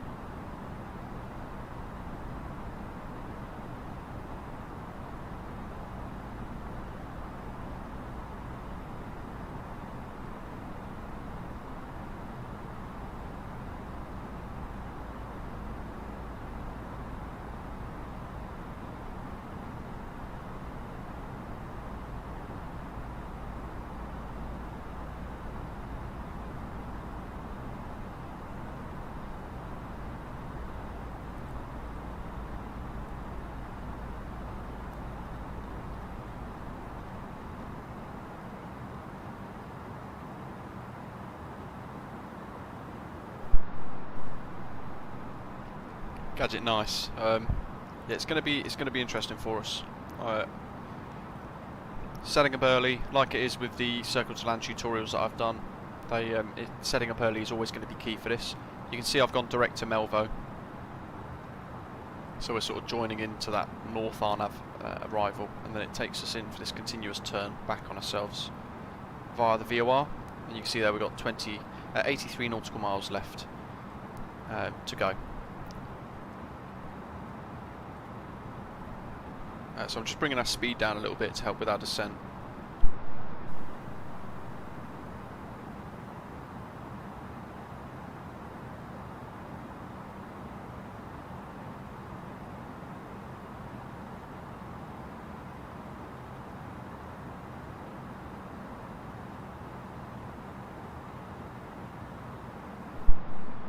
Matthew, yeah, we're on Vatsim.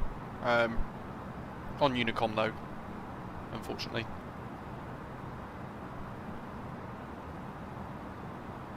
Yeah, Paro was a good one actually. When we flew into there on a stream, that was a really difficult arrival as well. We ended up switching the runway to the most difficult one, didn't we? Gadget, well, nice. So you've done both. Would you say this one's harder? It definitely looks harder. Less issues with terrain, but it's going to be more of an issue with sort of the steep descent, the turn in and everything else. So the squad, hello, welcome back, nice to see you tuning in, hope you're well.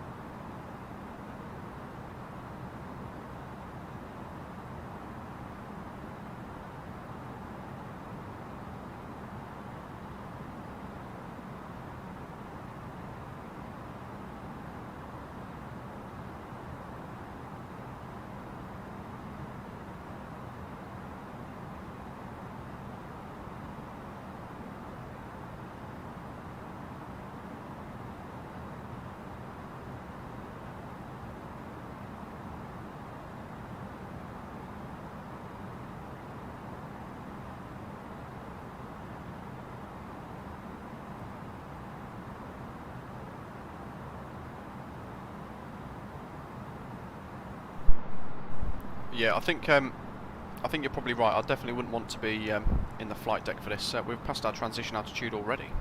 So, what did our printer say? QNH altimeter 3012.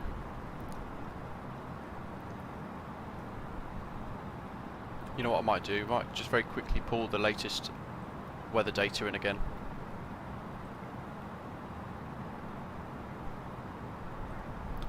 Gadget's definitely a great industry to work in, that's for sure. Constant progression and development.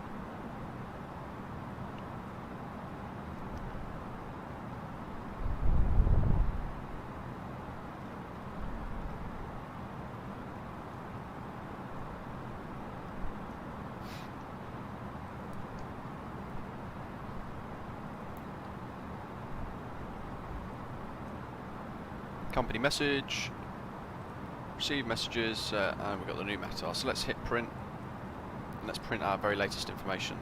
That looks like it might have changed. So,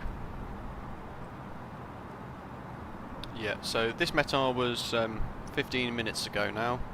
Winds 300 degrees at 5 knots. No, that's Miami. What we're doing.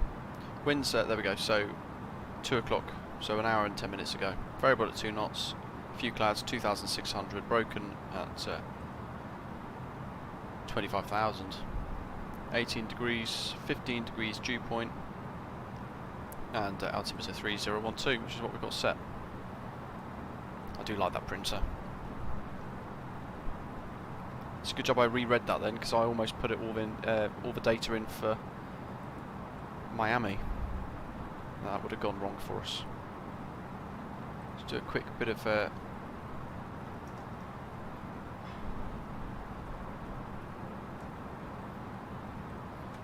so 26 miles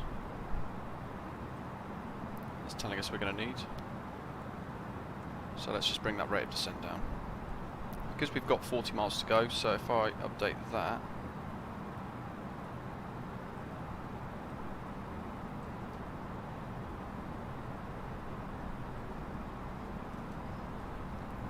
.900 foot per minute,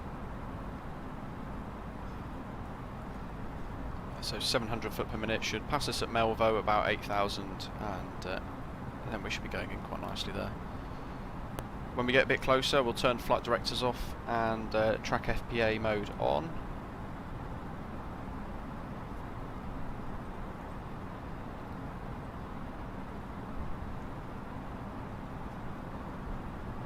And then we'll be giving it a go.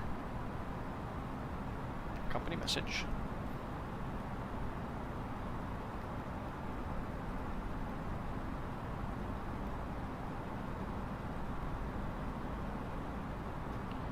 American 559, looking 20 minutes from Melvo.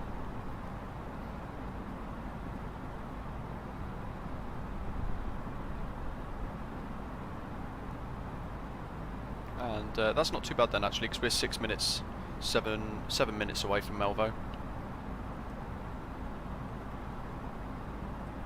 Not sure where you are, Wesley. What waypoint you're passing or anything like that, let me know. We want a good couple of minutes separation, just to give each of us time. If we have to go around, it's going to be interesting, because we're pretty much all going to be possibly merging at the same place. Let's have a little look at this missed approach data.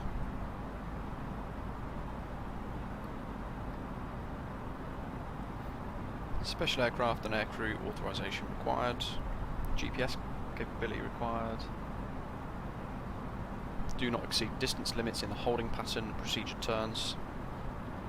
Procedure is not authorised if temperature is below 15 degrees Celsius, so we're at 18 degrees at the moment.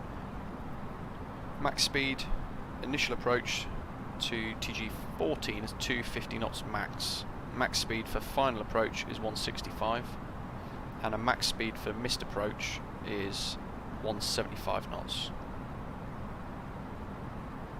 And we've got to climb back to Melvo at 9,000 by the looks of it, and it just says climb and intercept LNAV as depicted in plan view. That's all the instructions give us.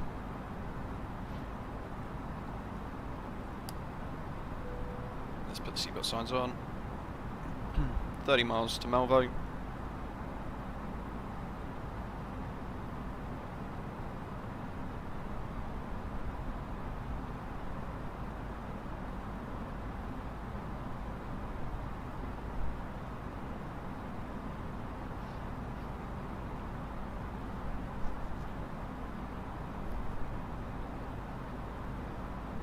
And if we were going to fly in initially, it was going to be, we're going to have to loop round and then fly in via Toncontin over the airport and then round this continuous orbit. So we're coming in direct via Melvo instead. So we need to make sure that the aircraft doesn't try and send us back or do anything weird, because it obviously the sim, it does that sometimes, doesn't it? So hopefully we're not going to get that.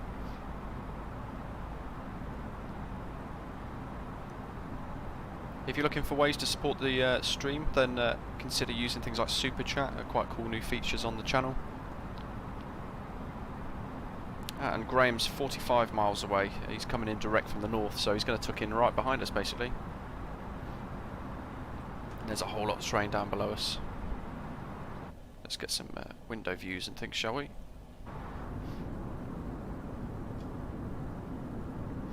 Couple of minutes where we can do this, and then it's going to get really busy for us.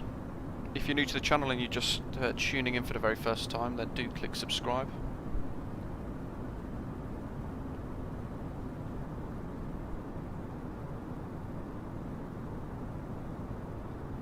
And Wesley's 64 miles from Melvo, nice. So we're actually all quite nicely spaced, I think. When we pass Melvo, I'll call up on Unicom and announce our position. There was an aircraft on the ground. We used Unicom a couple of minutes ago.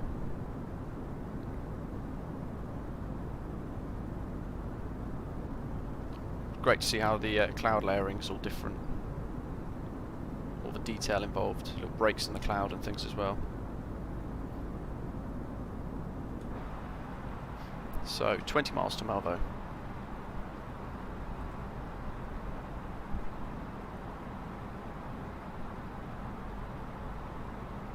I'm just trying to manage our descent so we come in via Melvo quite nicely. Want to be at Melvo 8,000, and then the one after that 7,000. That's the plan.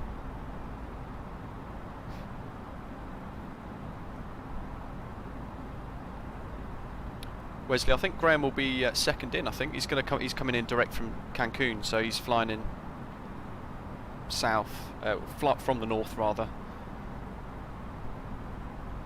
28 miles to go.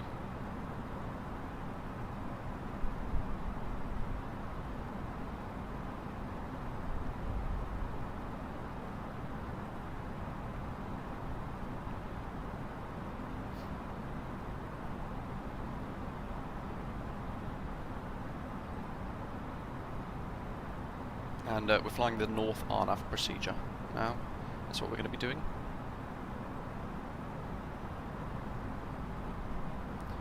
Missed approach is going to be tricky if that goes wrong. And let's get terrain mode on as well, because we can't really see below the cloud that well. But there is a lot of terrain to contend with. We're tracking that, that's all good. Into the cloud and 10,000, so let's make sure the lights and things are on. And the sim as well, we'll make sure the anti-icing's on, because the sim likes to do weird things with icing. There's a lot of terrain ahead of us.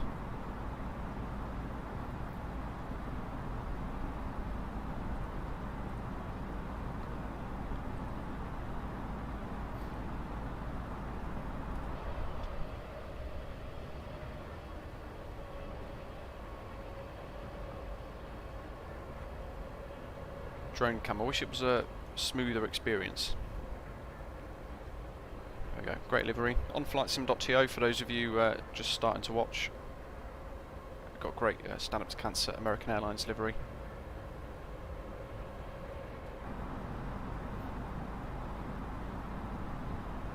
Melvo in 10. And let's see, let's go minus 800 foot per minute. There's some terrain there. So let's do 1,000. And we'll bring it back to 230.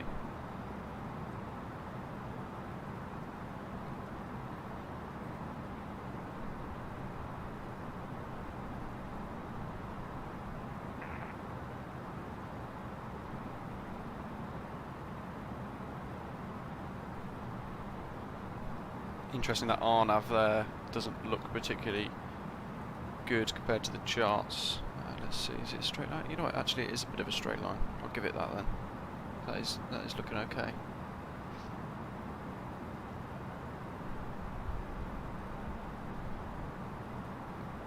Yep, got all the lights on. There's that terrain there that we had to avoid. So we're pretty much, if we were flying in from that direction now, we'd be almost hitting that. And we've got all the lights and everything on. Once we punch through the cloud a bit more, I'll get rid of the icing. Every time you fly through a cloud, it's like the sim just puts it in. Let's get some nice little wing view. We should start to actually be able to see the airfield. It's down there somewhere.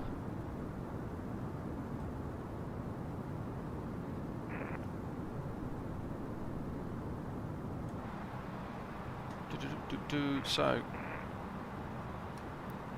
Toncontin traffic, American 1531, passing Melvo on a north RNAV runway 02.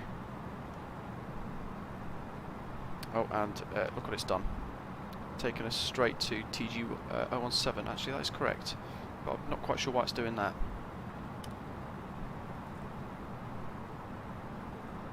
So, charts time. Let's see. Continual descent 3.5 degrees from TG 015. We're going to be at TG 017 at 7,000.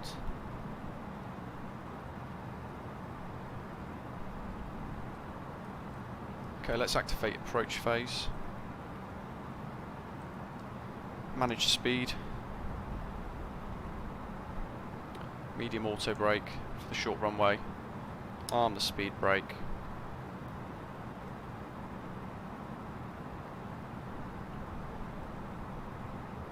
And for this procedure, let's get rid of the flight director. Let's turn track FPA on now. That's going to be really, the bird there is going to be really important for us. It's giving us ice not detected, so that's a good sign for us. Let's get rid of the icing. And it's down there somewhere, the airport.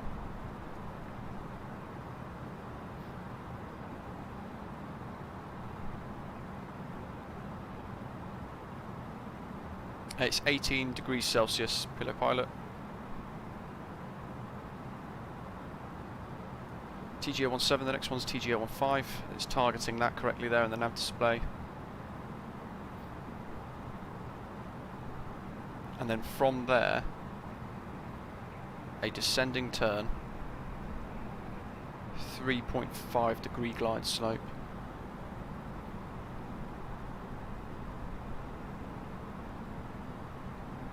Flaps 1.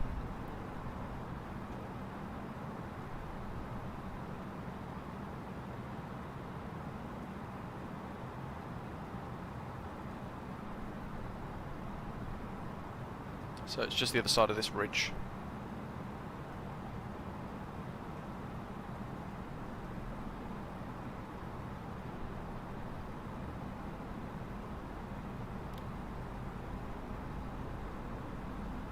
Flaps 2.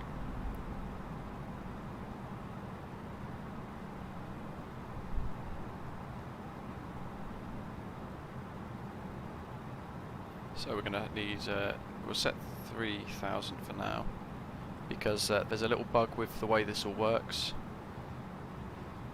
Terrain map's going to get in our way, I think. We'll leave it on arc. We can see things a bit better then.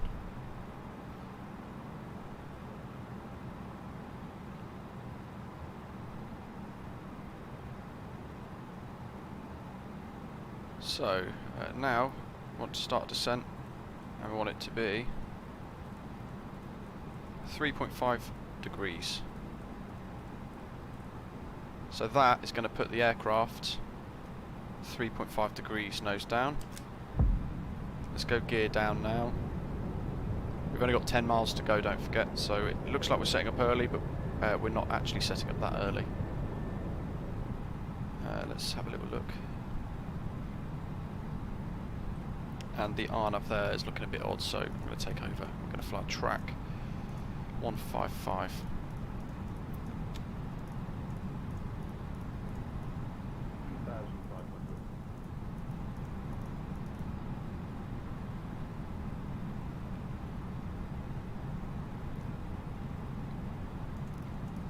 TG014, we have to be at 6,700, so this track FPA is not quite right either. Spirit Wings 101 on Athens, runway 02.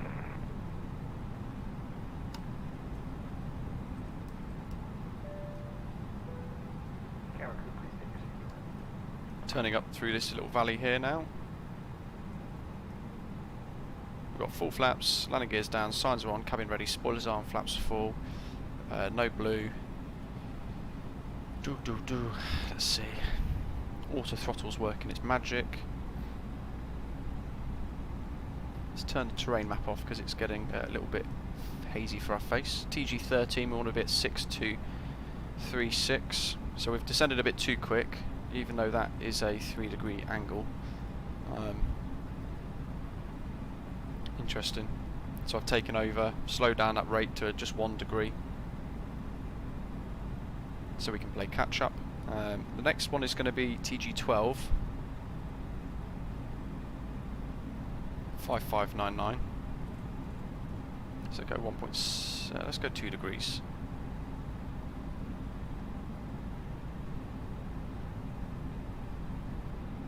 Let's go back to 3 actually. Let's just see how it goes. We can always fly manually if it starts to go a bit wrong. TG012 5599. And the airport's just the other side of this ridge.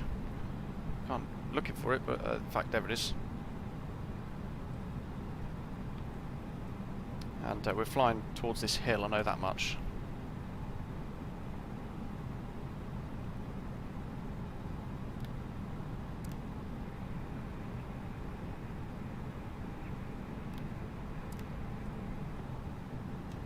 Toncontin traffic, American 1531 on finals, runway 02 to land.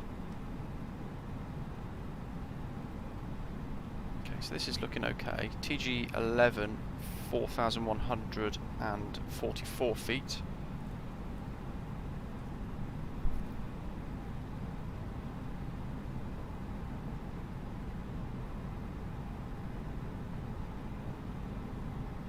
So I have control. Let's get that reset to our missed approach altitude. We're using the track FPA there to help us. TG11 was 4,150 basically, so a little high. Let's get that nose down a bit. 100 above. Minimums. Continue. Visual with ground on the runway. Minimum.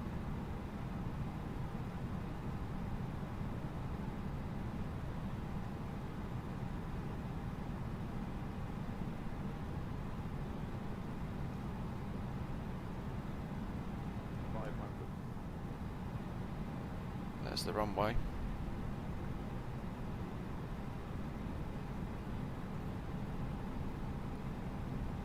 It's a little high. Just trying to keep our rate of descent nice.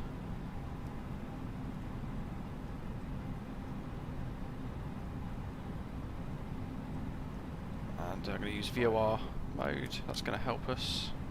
400.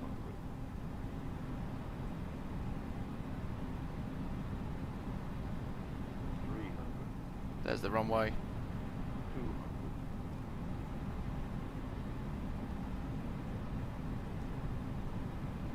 Don, hello, welcome. Little high, let's get that nose down. 300.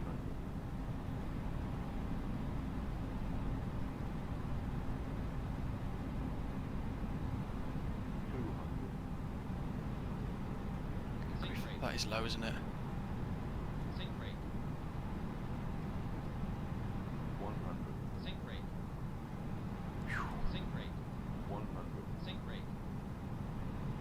40. 30. 20. Retard. 10. 5. Down.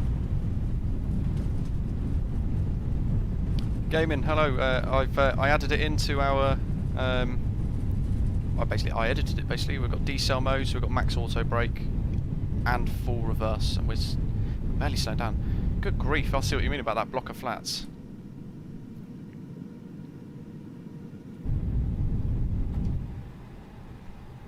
That is That is a real problem if you're taking off on 02, isn't it? Great job, Autogen. There we go. Good grief, that all happened very quickly, didn't it? If you guys give this a go, let me know how you get on in the comments. Graham, thank you. Stephen, thanks. Darren, thank you very much. Matthew, I hope you enjoyed that.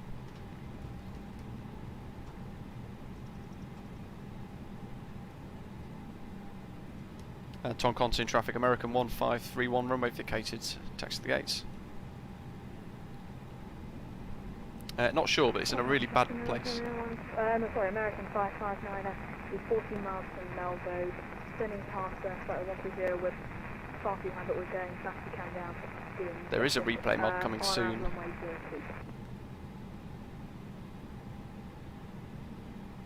And it would be really good for an approach like this to be able to then watch back and see how we've done. Let's go, lights off.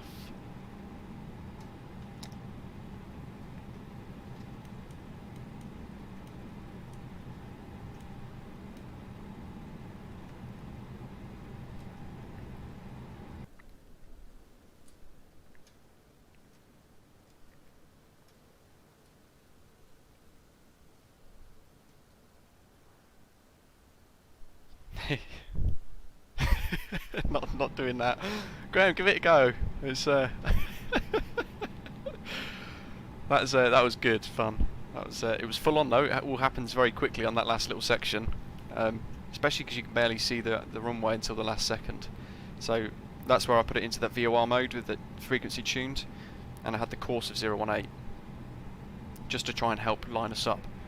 Although I found that I didn't even watch any of it. There's one of the guys. It's going to be a go around.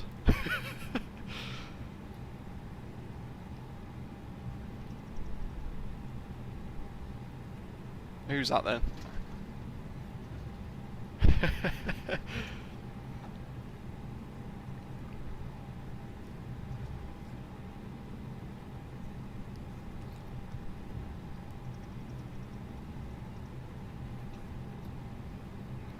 Spirit Week 101 on short final.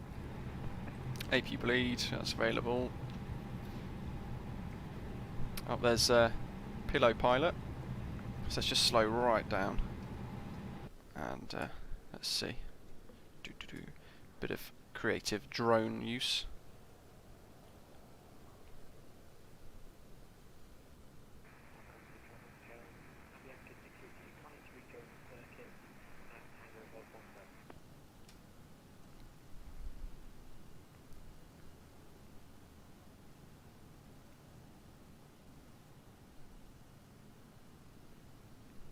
Master Caution, thank you. I do like the challenging approaches. Tomorrow, of course, we're doing Bogota and Colombia to Quito in Ecuador, requested by Ian, one of our channel members. Silver frequent flyer. So we'll be heading over to there and giving it that approach a go. Here comes Pillow Pilot's joined us today on the flight. You're going to need to slam on the brakes.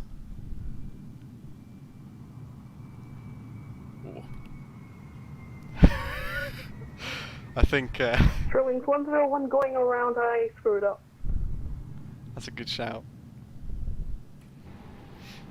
It's a tricky approach, it happens really quickly, so very little margin for error. Oh, there's our gate, lovely. And we've got our fantastic little Microsoft Flight Simulator marshaller. Is this one of the, because I've got Premium Deluxe, is this one of the handcrafted airports, guys? I can't remember. I feel like it is, it looks like it is. There's our marshaller.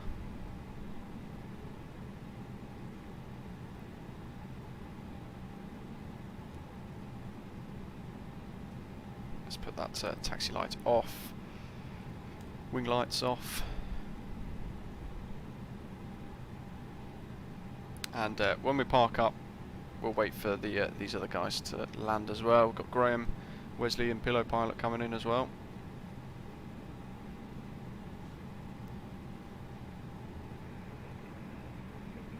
There we go. Love the printer options, that's fantastic. Engine 2 off.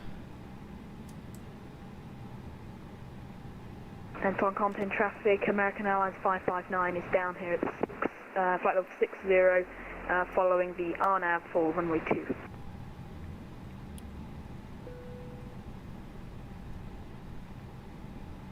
Let's see. So actually that was Wesley in the Spirit Wings aircraft, I think it was. In the banana bus. In fact, he's coming in already for another attempt. He's, good grief, too high and too close. What was I doing?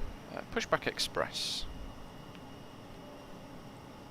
There's a New Year sale on with FS2 crew at the moment. If you guys wanted to look at some sort of good turnaround add-ons, we can control everything with it really.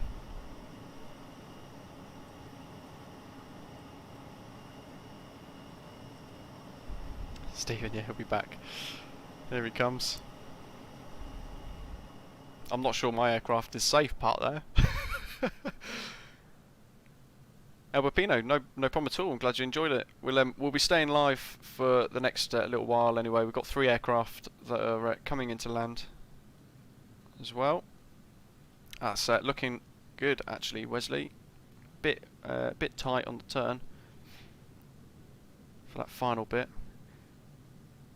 I wish there was a replay function because that I'd love to have watched that back from another angle.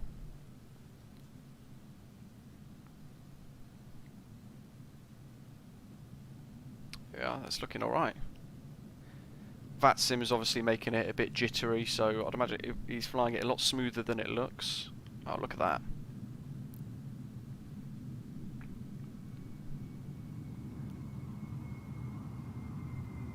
Little bounce again.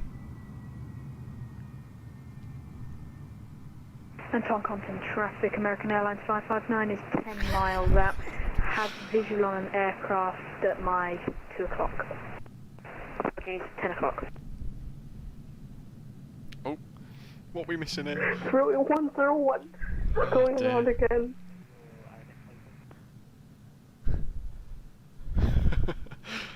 That block of flats is in a really bad place, isn't it?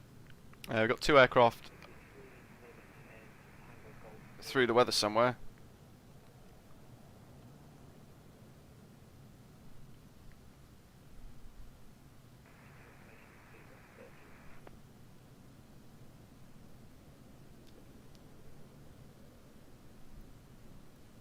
I wasn't quite sure what he was doing there. Avianca 663 radio check. Readability 4. Avianca 663 just overhead, Tango Golf 014. Cool, it's Graham. It's a short flight. He's joined us. He's headed from Cancun today to fly in. Aviation simulation, yeah. I think. Toncontin traffic, American Airlines 559 is heading 160 on 9 miles out.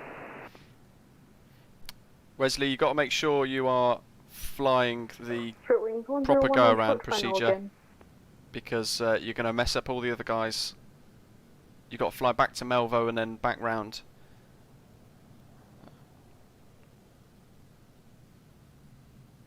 Stephen White, he is brave. Hopefully you all enjoyed my approach. I can't see the other aircraft anywhere. They are somewhere though. TG014, so they're in the valley. We can see Wesley. Let's have a little look at my TG014. Okay, so if Graham's on TG014, then he's already on short finals. He's in this section of the valley somewhere. And Toncontin traffic, American Airlines 559 heading 130, 7 miles out. I feel like everybody's bunched up all of a sudden.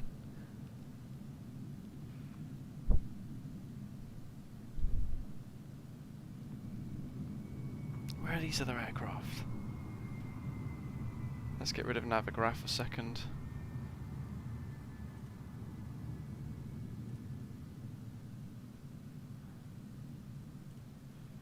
I wish I had Volanta up for this.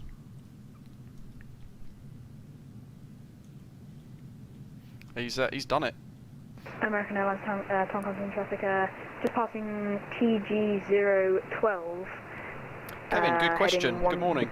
30. Oh, he's off the wrong way. Release 101 runway vacated. So, blur. 63, number 1, traffic behind is American. Oh, there's Graham. See him in the distance, I think. So, very good question. Basically, the sim just decides on a gate where you're going to land.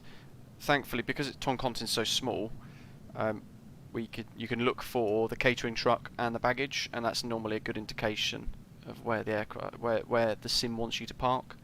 And then there will be a tug as well. Usually, if you get all of those, then you've also got a marshaller stood there. Offline as well, you get that. So here's Graham. It's that short Avianca flight from Cancun to Toncontin. Oh, it looks so tight from this angle, doesn't it?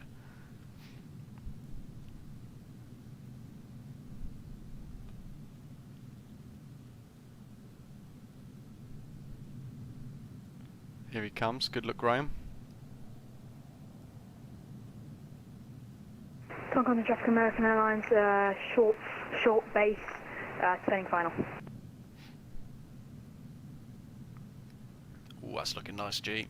And there's Pillow Pilot off in the distance, flying in as well. It was a bit of a bounce.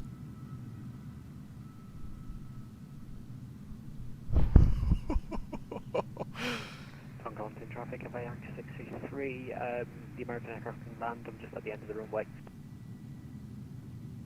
Cool. He's clear. Nicely done, Graham. And there's Pillow Pilot coming in. Avianca 633, runway vacated.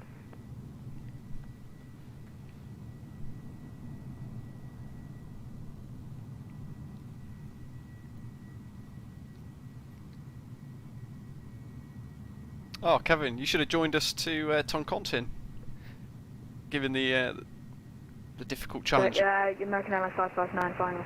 A go.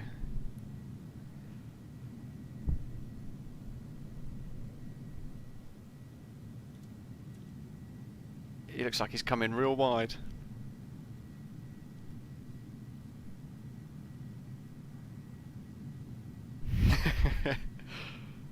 Definitely something I'd look to revisit again for some streams in the future. It's a really challenging approach, so I'd quite happily do it a couple more times. Could even do it for a group flight. If we reach sort of 5,000 subscribers, then I could in a distant future, then maybe we'll do something at Toncontin or somewhere else similarly difficult.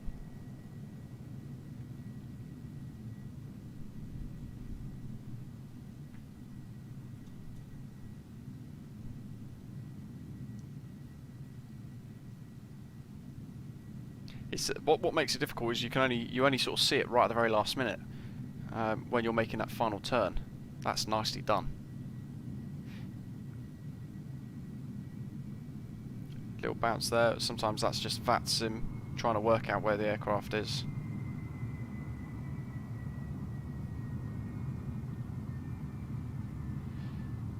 And Graham's taxiing in. That's nicely done. Obviously tomorrow we are going to be going from Bogota to Quito. That's going to be a really good little trip, and be sure to join us for that. Same sort of time. Should do it now. Go fly. Could be a good one. Sabah in the 747. American Airlines 559, exiting runway. So I'll wait till everybody's parked up, and then I'll end the stream. If you guys have got any burning questions though, let me know in the live chat now while you can. Make sure you do join us tomorrow, 1 o'clock Zulu, so 1 o'clock UK time. We'll be going live from Bogota, and that's going to be a good one actually. We'll be in the A320neo again, although I need to dig out what airline I'm going to be using. There's Graham parked up on his offset stand.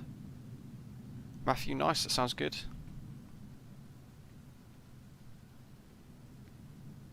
Great American Airlines livery on flightsim.co. What airline should I use tomorrow for this Bogota flight to Quito? I know Quito is a handmade Asobo airport, so that's going to be quite nice. Bogota, I spawned there, and that was quite nice as well. Aviation simulation, if you spawn in, you can take it back.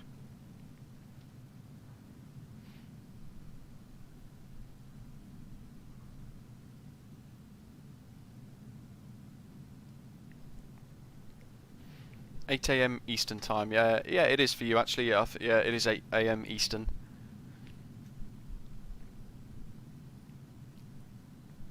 Aer Lingus, Conair. I'm trying to think which ones actually fly out with Copa, or was it Latam? I could do a Latam.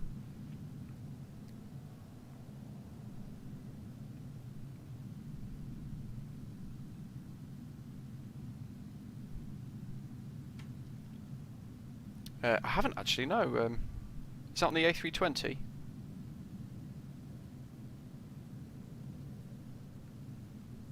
Darren H, thank you again for your donation, that's really appreciated. And William, welcome to the Bronze Frequent Flyer programme, joining us as a member, of course, along with all the other members that are tuned in and watched today, and Wesley, who flew with us today as well. Copper or Tam, nice one. I'll pick one at random then, or people can decide on my Discord server tonight, and I'll get it all sorted for tomorrow. Wingo and Avianca operate officially. Well, if there's only one that operates officially, then it'll be whatever's realistic, I guess. I hope you're enjoying the new emojis and the special badge and things. But thank you for becoming a channel member, I really appreciate it. And Darren, of course, really appreciate your donation in supporting the stream with the super chat function. That was nice of you.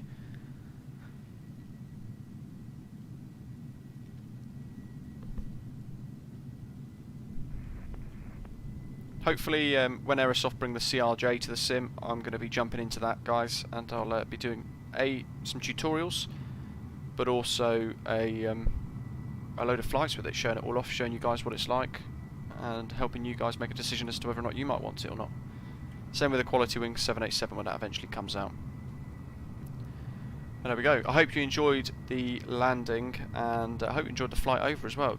Quite nice. Stephen, I'm glad you enjoyed the stream. Thank you all of you for tuning in. And make sure you do join me tomorrow for tomorrow's live stream. It's going to be a good one. See you tomorrow.